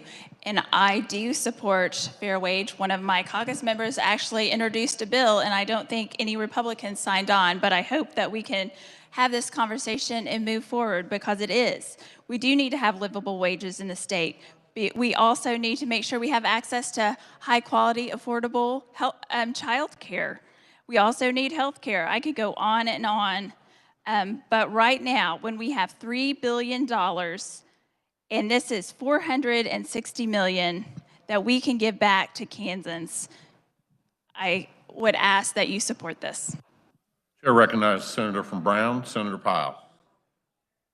Thank you, Mr. Chairman. I just kind of offer the comments of the Chair of Ways and Means. Folks are struggling.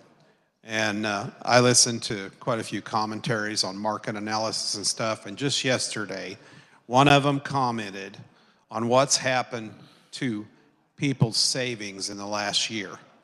The fuel prices, the inflation, all of that is depleting those savings accounts. They're going down. And you know what? I'm going to support this amendment. Because I've been in this body a long time. I've watched the credits that are carve-outs for aerospace, carve-outs for housing. Do we need them? We've had that debate already. But this is a direct payment to taxpayers. They've suffered enough. They're going to continue to suffer under the policies that we have coming out of Washington. So I think this is a good amendment, and I'm going to support it. Thank you, Mr. Chairman. Additional comments or questions on the amendment? Senator from Sedgwick, Senator Solentrop. Thank you, Mr. Chairman. We have targeted tax credits all over the place. I would ask, what are the sales tax you pay on agricultural machinery and equipment? We can go on and on and on, but I'm not going to go there. So what I want to do is reiterate the comments of our budget chair and the senator from Lynn, that this item has not been, although it is part of the budget that the governor did submit, it has not been vetted. So therefore, I do not find this as a friendly amendment. Senator from Sherman, Senator Billinger. Thank you, Mr. Chairman, and sorry to get up and speak again, but that $3 billion can disappear so quickly, so quickly. As a budget guy, I look 5 years ahead, I look 10 years ahead. I also look backward. I looked to 2008. What happened? In 2008, we had roughly $750, $800 million ending balance. In 2009, we had $1 billion deficit. Went through $1.8 billion pretty quick. Well, what happened? We had a housing bubble. Well, don't worry, we don't have a housing bubble today. You can list your house tonight, get 3 offers overnight for more than you even want. I think that could be a housing bubble. Inflation I mentioned earlier. So we've already committed to an Apex bill, which is probably $1 billion if we get it, and even more if we start getting the subcontractors and sub-suppliers for the industry. So we're burning through this pretty quick. We had a bill this morning in Ways and Means that will put an additional $1 billion into capers. So with Apex in capers, there's 2 billion of it gone already. I mean, we're not focusing on what we need to focus on, and it's not sending somebody $250. Thank you. Senator from Johnson, you wish to comment? Senator from Montgomery, Senator Peck. Thank you, Mr. Vice. Just. Wilborn. Thank you, Mr. Chairman. I appreciate that. I have a question for the carrier of the amendment, and the question would be, is this means tested, this $250 and $500 refund rebate means tested? Senator from Johnson. It is not, well, I would say it is means tested because this is someone who has worked. They paid taxes for the 2020 year. They filed those by October 15th of 2021, and they were a resident of the state of Kansas for the entire 2020 tax year. Senator from Montgomery. Thank you, Mr. Chairman.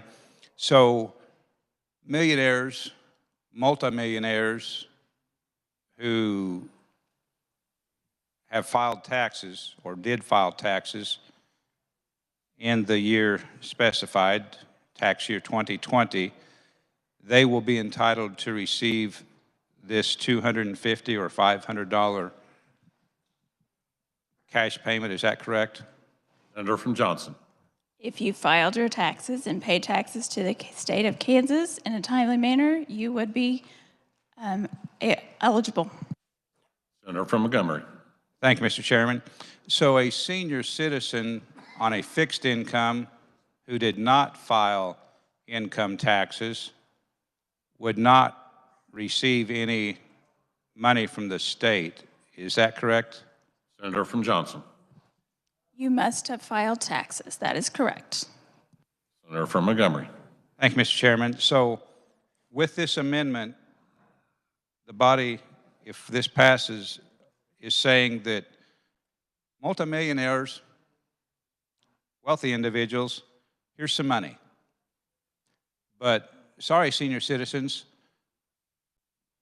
you didn't file a tax return. Or low-income people, you didn't file a tax return.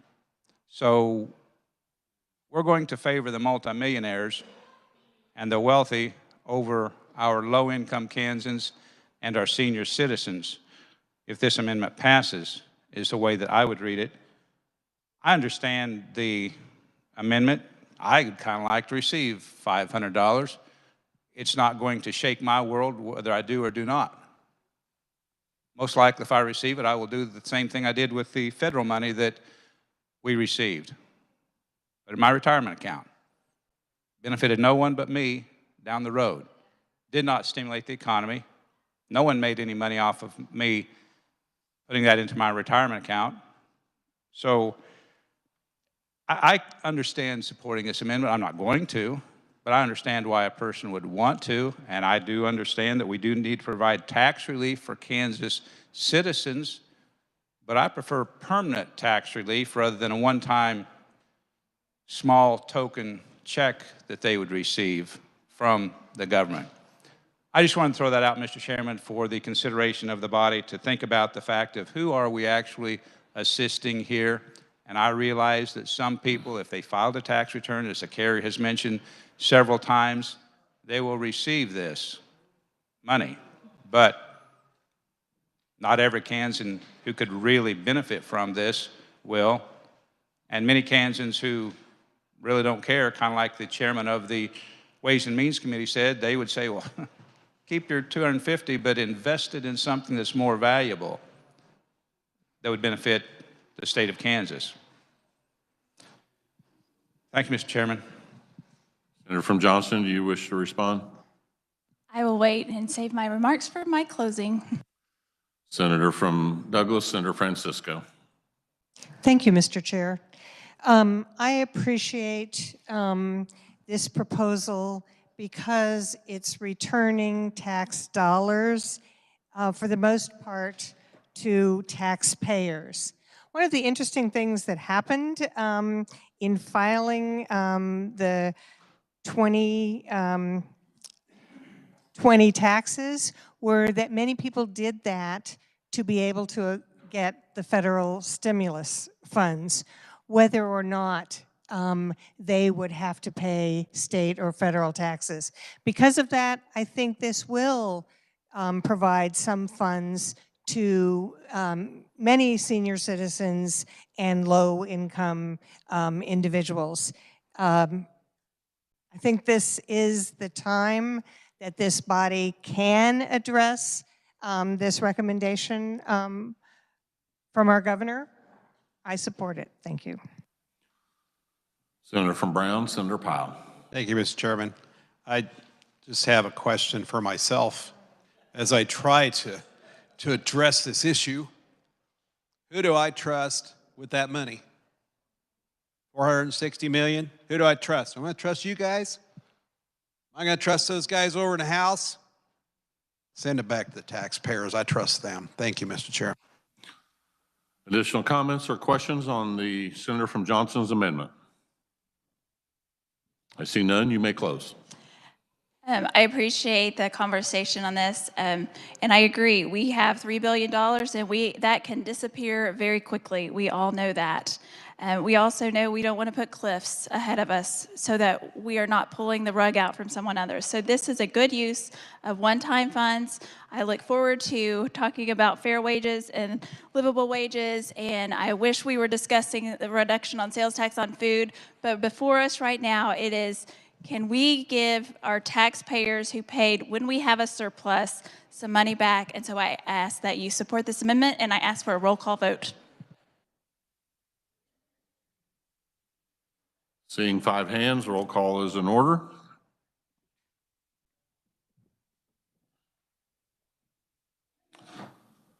The clerk will call the roll. Alley. Baumgardner. Billinger. Bowers. Clays. Corson. Dietrich. Dahl. Erickson. Fagg. Voscadeau. Francisco. Gossage. Haley. Hawk. Hildebrand. Holland. Holscher. Kirshen. Close. Longbine. Masterson. McGinn. Olson. O'Shea. Peck. Peterson. Petty. Pittman. Pyle. Reichman. Steffen. Straub. Sullentrop. Sykes. Thompson. Tyson. Ware. Warren.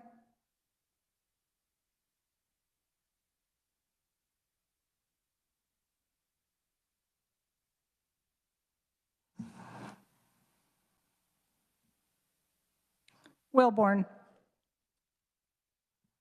Has every senator had an opportunity to vote? Senator from Johnson, Senator Warren. Thank you, Mr. Chairman. Could we get a preliminary vote count?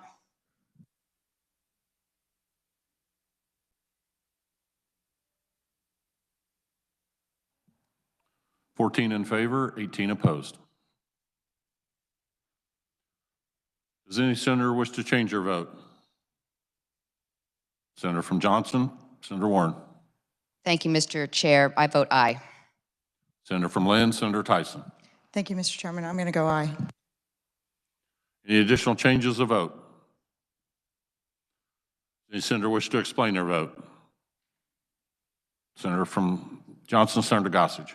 Thank you, Mr. Chair. I voted aye because when I sent out a survey of my constituents and asked what we should do with this excess funds, The overwhelming 2 responses were return it to the taxpayers or pay down our bills. So I didn't find that I could vote no when we're wanting to return money to taxpayers. Thank you. Senator from Johnson, would you like your remarks spread on the journal? Senator from Saline, Senator Clays. Thank you, Mr. Chairman. I vote no.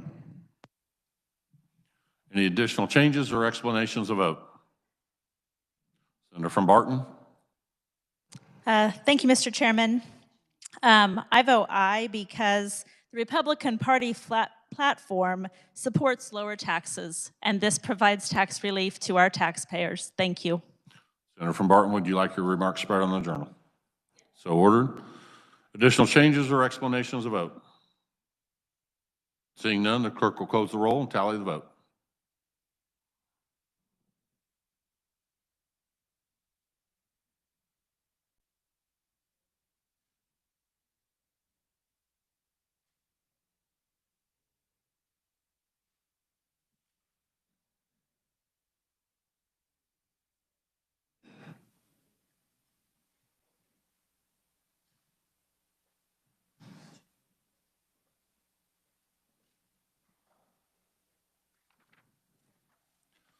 (16) voting in favor and 18 opposed. The amendment fails. We are back on the bill.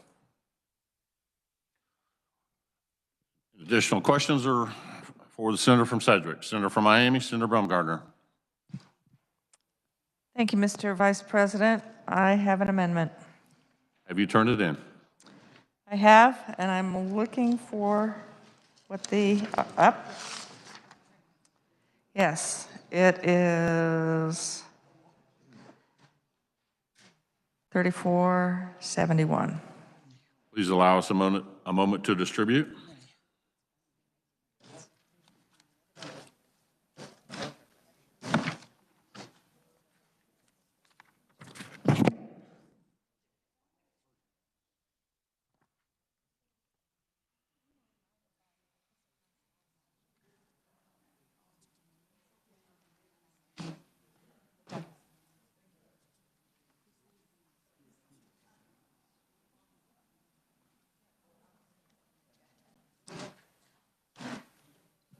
Senator from Miami, would you like your bill read or would you like to explain it?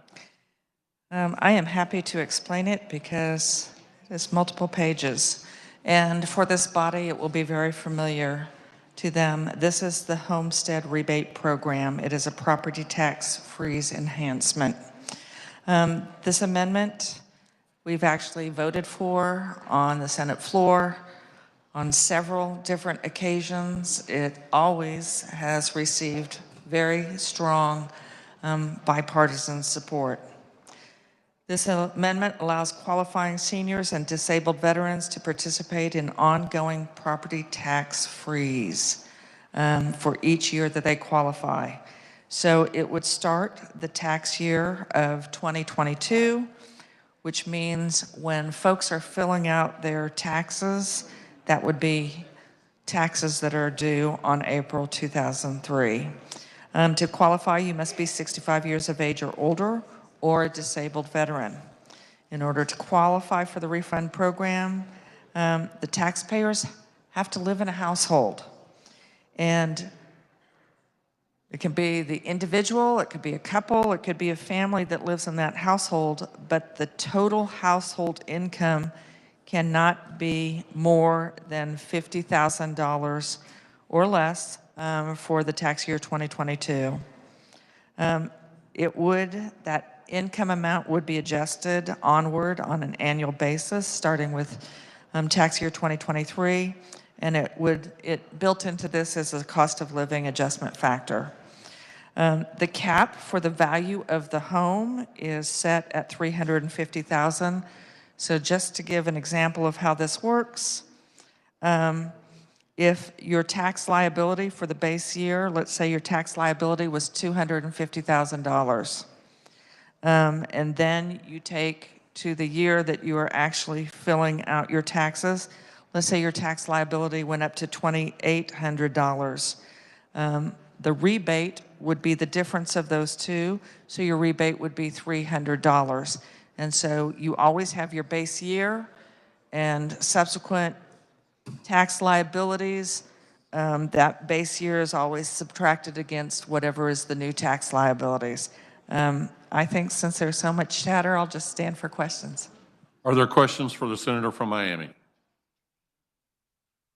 Senator from Finney, Senator Dahl. Thank you, Mr. Chair. I don't understand. So if, let's just, for round numbers, say that the senior citizen is paying $300 property tax, and his bill in 2022 is $325. With this bill, he'd still pay the $300, but not the $325. Is that correct? Am I understanding this right? Senator from Miami. That is correct. Thank you. Chair recognizes Senator from Douglas, Senator Francisco. Thank you, Mr. Chair. I have a question for the senator from Miami. Please ask it. So how or does this change or interact with any of the current homestead property tax or safe senior tax provisions we have at this time? Senator from Miami. Thank you, thank you, Mr. Chair. I'm glad you asked that question because this is how it interacts. Right now we have two current programs. One is the homestead property tax refund. That's currently defined in statute. We also have the selective assistance for effective senior relief, the SAFERS refund, and then this would be the third, and that is the option. You pick one and only one. So those are three, those are three independent programs, and it would be up to the individual to choose which one they were participating in. Senator from Douglas. Thank you, Mr. Chair. That's helpful information for me to know that it would be a single program, and I think that makes sense. I think I can support this amendment. Additional comments or questions on the amendment from the senator from Miami? Senator from Sedgwick, Senator Solentrop. Thank you, Mr. Chairman. I would consider this as a friendly amendment. We need to make certain our elderly and veterans are taken care of, so I hope they support the amendment. Thank you. Additional comments or questions? Senator from Meade, Senator Reichman. Thank you, Mr. Chair. I have a question for the carrier, if it's okay. He's standing. I think I understand this, but I just wanted clarification. Going on back with Senator from Finney, he asked the question. So if they had the bill was 325, the property tax bill, and so they own, if it went up and it was 300, the state then would reimburse them the $25, so the local government would still get that 325. Thank you. Senator from Miami. Yes, Mr. Chair, that is correct. Additional comments or questions on the amendment? Seeing none, Senator, you may close. Thank you, Mr. Chair. The homestead rebate program that property tax freeze, again, has been a bill and an amendment that has been supported repeatedly. I think I voted, this would be the fourth opportunity to vote on this on the Senate floor. We know that roughly this would impact 78,000 homes, households in our state. So when we're looking about how can we significantly help our elderly as well as our disabled veterans, this amendment will do that. I move my amendment. You've heard the motion. All those in favor say aye. Aye. Opposed, no. Motion appears to carry. Motion carries. We are back on the bill. Additional questions or comments for the senator from Sedgwick? Senator from Montgomery. Thank you, Mr. Chairman. I have an amendment that has been turned in, and it's 3493. Please allow us to distribute it.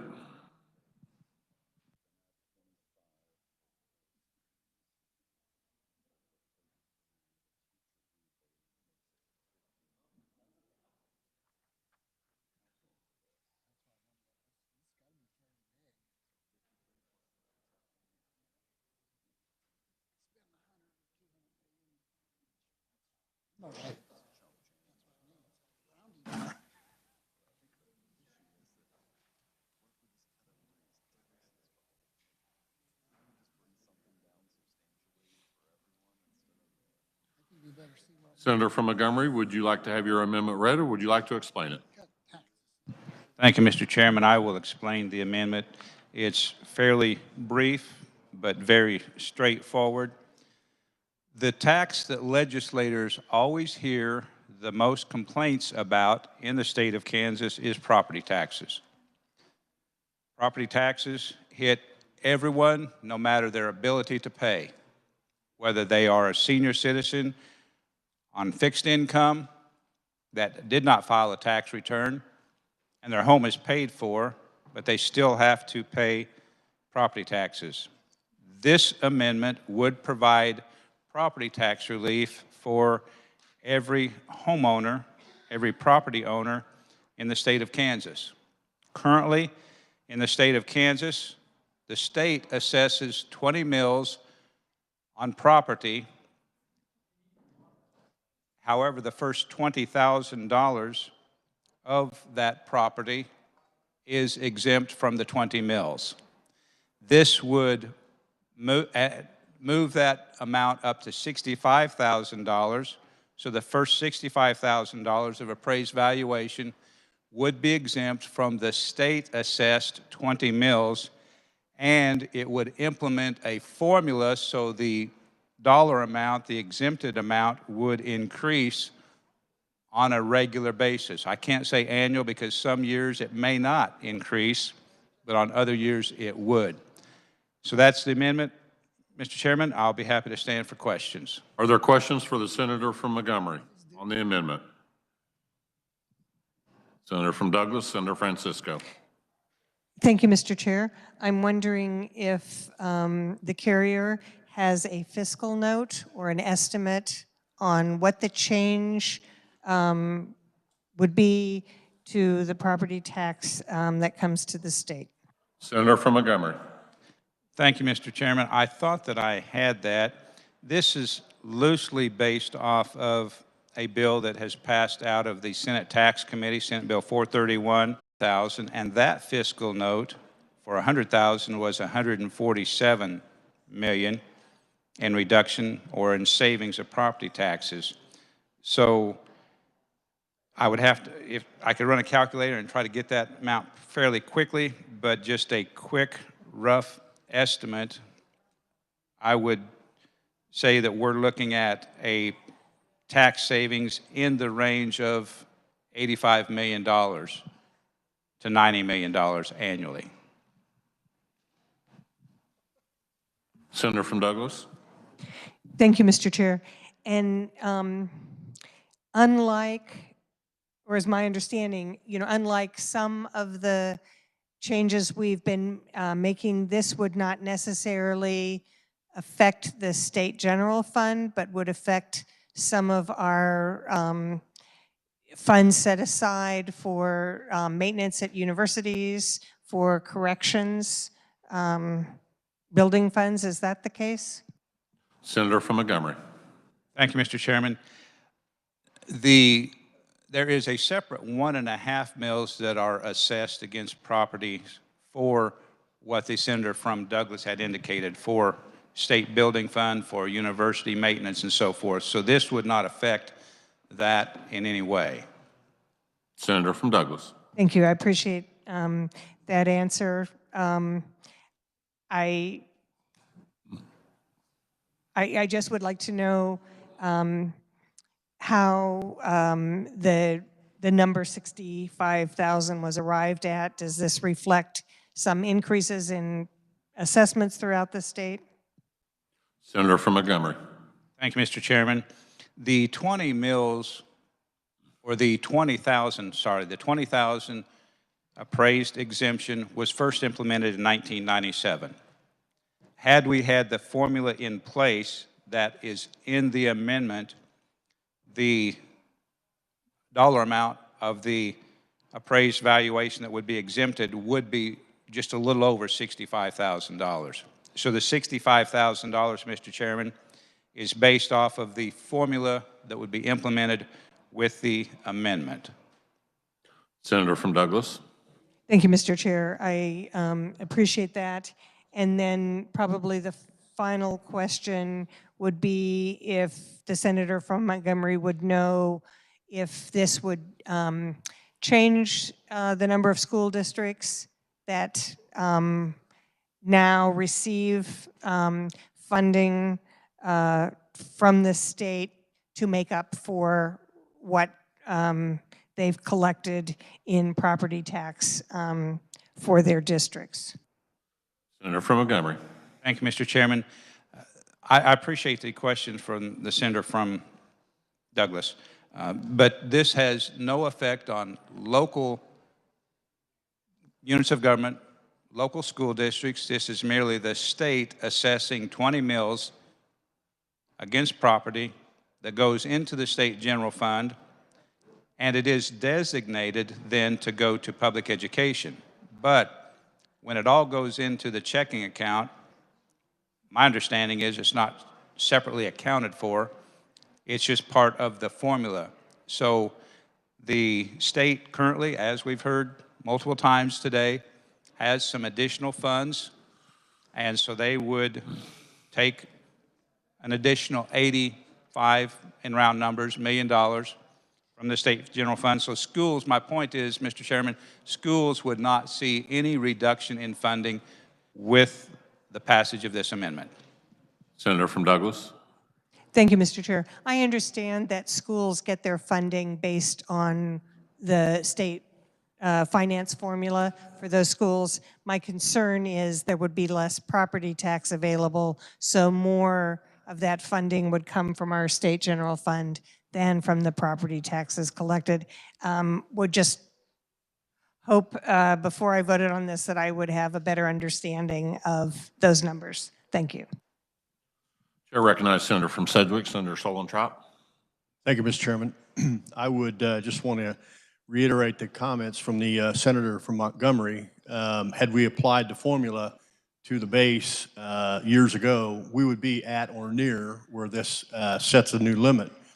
The funds go into the SGF, so it will be up to the budget committees in both chambers to make a determination on how to apply those funds. So, Mr. Chairman, I do find this as a favorable amendment. Thank you. Additional comments or questions for the senator from Montgomery on the amendment? Seeing none, Senator, you may close. Thank you, Mr. Chairman. I appreciate the brief discussion. And again, this amendment provides real, significant property tax relief for property owners in the state of Kansas, because the first 20,000 will no longer be the figure that's used. It will be the first 65,000 of appraised valuation will be exempt from the 20 mills. Again, I reiterate that schools will not receive, because of this amendment, any reduction in funding. The state general fund will be where the money comes from currently, as it already does. But I assure you, if you're looking for a place to provide tax relief for Kansans who want tax relief and who need tax relief and who constantly say to us as legislators, please do something to control property taxes in the state of Kansas, this is an opportunity to do that. So I would ask for the body's support for this amendment, and I would move my amendment, Mr. Chairman. You've heard the motion. All those in favor say aye. Opposed, no. Motion carries. We are back on the bill. Chair recognizes the senator from Cherokee, Senator Hildebrand. Thank you, Mr. Chairman, and I hate to admit this, but the good senator from Montgomery inspired me with his amendment, and I have one being drafted, and I apologize, and it's on its way. So I would ask that we pass over this bill. Without objection, we will pass over the bill, waiting for the amendment. We will now turn our attention to Senate Bill 326. Chair recognizes the senator from Montgomery, Senator Peck, to adopt the committee report and explain the bill. Thank you, Mr. Chairman. I move adoption of the committee report. You've heard the motion. All those in favor say aye. Opposed, no. Motion carries. You may proceed with explanation of the bill. Thank you, Mr. Chairman. I appreciate that overwhelming support of adoption of the committee report. In the state of Kansas, short-line railroads are a critical link in the supply chain. They assist ag producers, they assist our manufacturers, they assist other industry in moving goods and services, or not services, goods and products from one location to another. We currently have a need to upgrade several of our short-line rails in the state of Kansas. I'm told that there needs to be an investment of around $160 million to upgrade them so that they can accommodate the 286s, which I will explain in just a moment. But what Senate Bill 326 does, it provides a new tax credit for Class 2 and Class 3 railroads. The credit is limited to 50%. It's limited to $5,000 per track mile. It's capped at $8.72 million. It has a sunset of 2031. It is transferable but not refundable. It's only transferable as defined in the bill to customers or vendors of short-line railroads. Just briefly, Mr. Chairman, the Federal Transportation Board defines Class 1 rails as those who spend more than $475 million for construction of that rail. We don't have any in the state of Kansas, and this bill doesn't do anything for those. But for Class 2 and Class 3, it does. Class 2 is for construction cost of $50 million to $475 million. Class 2 is, I may have said that backwards, so I'm going to back up. Class 2 is defined as construction cost of $50 million or less. That's a fairly short railroad. Class 3 railroads, a construction cost of $50 million to $475 million. There's more I can say, but I will not, Mr. Chairman. I will stand for questions. Are there questions for the Senator from Montgomery? Senator from Douglas, Senator Francisco. Thank you, Mr. Chair. I do have some questions for the senator from Montgomery. Is there a federal tax credit for similar investments? Senator from Montgomery. Thank you, Mr. Chairman. There is a federal tax credit, but the short lines could not double dip. They could not take the federal and the state tax credit. Senator from Douglas. Thank you, Mr. Chair. So my understanding is that the federal tax credit is capped at $3,500, and our state tax credit would be capped at $5,000. Is that correct? Senator from Montgomery. The state tax credit would be limited to $5,000 per mile of track. Senator from Douglas. Thank you, Mr. Chair. I'm wondering why we would offer a state tax credit that's higher than the federal tax credit and encourage these railroads to apply for the state credit rather than the federal credit. Senator from Montgomery. Thank you, Mr. Chairman. The state, to my way of thinking and understanding of these short line railroads, is going to benefit probably more than the federal government would. Now, why did we choose 5? And I was not aware that the federal was 3,500, but it just shows that I guess we're better than the federal government. Senator from Douglas. Thank you, Mr. Chair. I would prefer that just as we accept federal highway funds, that we first look to the federal tax credit for these dollars rather than making our state credit more beneficial. So the other thing is when the senator from Montgomery talked about who owned these tracks, my understanding is this credit would be available to companies not only that own, but also that lease these miles. Would it be possible to lease the miles from a Class 1 railroad and still be eligible for this credit? Senator from Montgomery. Thank you, Mr. Chairman. My understanding is no. These are limited strictly to Class 2 and Class 3 short line railroads. Senator from Douglas. So the fact that it's someone or a company that leases the railroad, how would that not be open to other companies that could own that track? Senator from Montgomery. Thank you, Mr. Chairman. I'm sorry I'm not really following the questioning. These owners and these lessees would be restricted to Class 2 and Class 3 short line railroads. Senator from Douglas. Thank you, Mr. Chair. When I'm reading this, it talks about, and this is page 1, lines 11 through 13, it talks about the number of miles of rail track owned or leased. So my understanding was you could have a Class 2 or a Class 3 company that was actually leasing from a Class 1 railroad. So again, I think I'm concerned about making a state tax credit higher than the federal tax credit and having our Kansas taxpayers pay for something that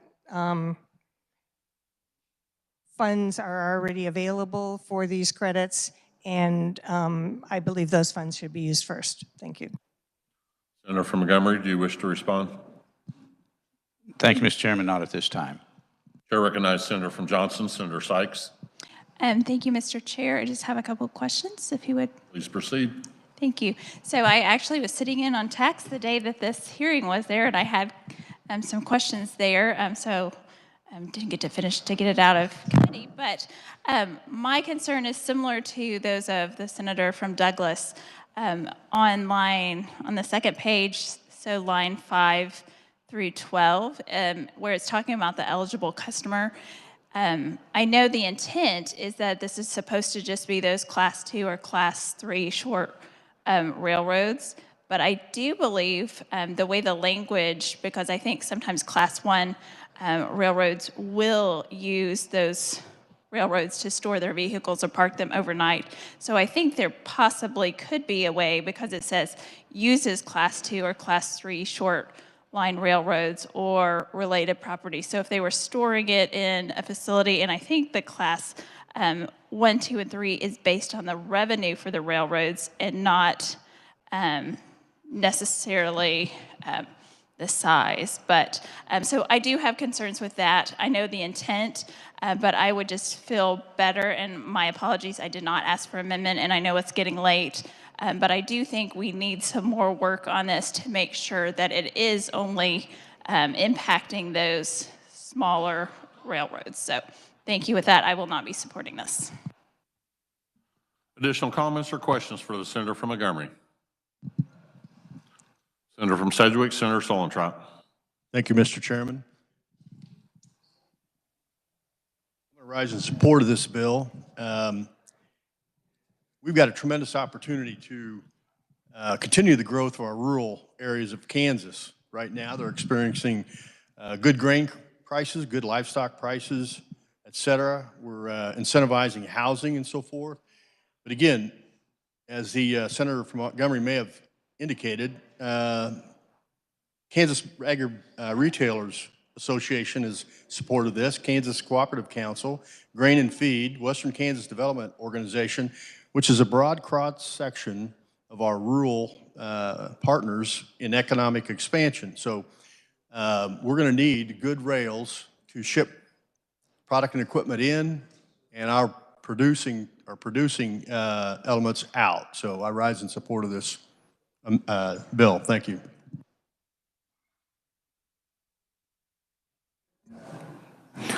Senator from Marinos. Senator from Montgomery, do you wish to respond? Thank you, Mr. Chairman. I just thank the senator from Sedgwick for his support. Senator from Reno, Senator Stephan. Thank you. I would like to point out that I do come from green country, wheat country. I get the opportunity to talk to lots of farmers, small town truckers. The short line railroads are in direct competition with these rural truckers. The truckers aren't getting a bunch of tax credits. These railroads have been getting tax credits for 20 plus years. They're clearly addicted to it. It's time to level playing fields and move on. I do not support this bill. Additional comments or questions on the bill? Seeing none, Senator, you may close. Thank you, Mr. Chairman. As I thanked the senator from Sedgwick for his support, I'm not grateful to the senator from Reno for his non-support. I say that in jest as a friend, but I mentioned earlier 286s, and some may be waiting with bated breath wondering what are 286s. I know I was excited to learn exactly what 286s are because I had to learn, but they are rails and rail supports that are constructed to handle a 286-pound grain or other product rail car traveling at 15 miles per hour or greater. The reason that is important, and that's one of the reasons for this legislation, is many upgrades need to be made to the short line rails due to the fact that they are hauling heavier and heavier loads. We want our rails to be safe. We don't want derailment. And my understanding is by the upgrades, that will reduce the likelihood of accidents and derailments. So providing this tax credit is a way to show support to our short line railroads that Kansas wants them to continue to operate in our state. With that, Mr. Chairman, I would move that when the committee rise and report, it reports Senate Bill 326 favorable for passage. You've heard the motion. All those in favor signify by saying aye. Opposed, no. Motion carries. We will refer back to Senate Bill 282. Chair recognizes the senator from Sedgwick, Senator Solentrop. Additional questions on the bill? Seeing none, Senator, you may close. Thank you, Mr. Chairman. We've had a good debate this afternoon about taxes, tax credits. We provided those for businesses as well as individuals. We've got an opportunity to continue to support our economy. And with these, with this legislation, I think it will advance the economic conditions of our state. It'll grow the revenue stream. It'll keep and or attract people to come to Kansas, start a business and a family. So with that, Mr. Chairman, I would move that when the committee rises and reports, it reports Senate Bill 282 as amended, favorable for passage. You've heard the motion. All those in favor signify by saying aye. Opposed, no. Motion carries. Chair now recognizes the Majority Leader from Cali, Senator Alley. Thank you, Mr. Chair. I move the committee rise and report. You've heard the motion. All those in favor say aye. Opposed, no. Motion carries.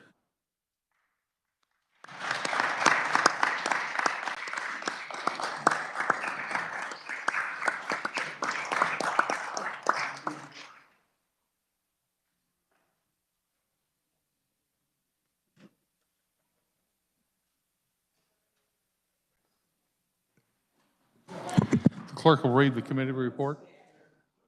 On motion of Senator Alley, the Senate resolved itself into the Committee of the Whole for consideration of bills on the calendar under the heading of General Orders with Senator Longbine in the chair.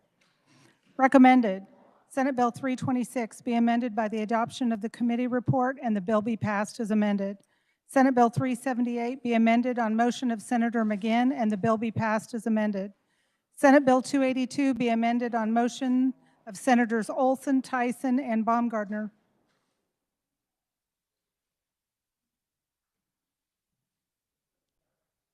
And Senator Peck, and the bill be passed as amended. HB 2237, Senate Bill 276, HB 2075 be passed over and retain a place on the calendar. Chair, I recognize the senator from Lyon, Senator Longvine, to adopt the committee report. Thank you, Mr. Vice President. I move we adopt the committee report. You have heard the motion. All those in favor say aye. Those opposed, no. The motion carries. Introduction of bills and concurrent resolutions. The clerk will read.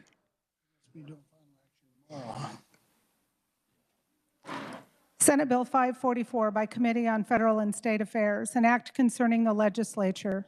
Senate Bill 545 by Committee on Federal and State Affairs, an act concerning education. This constitutes the introduction of Senate Bill 544 through Senate Bill 545. Reports of standing committees. The clerk will read.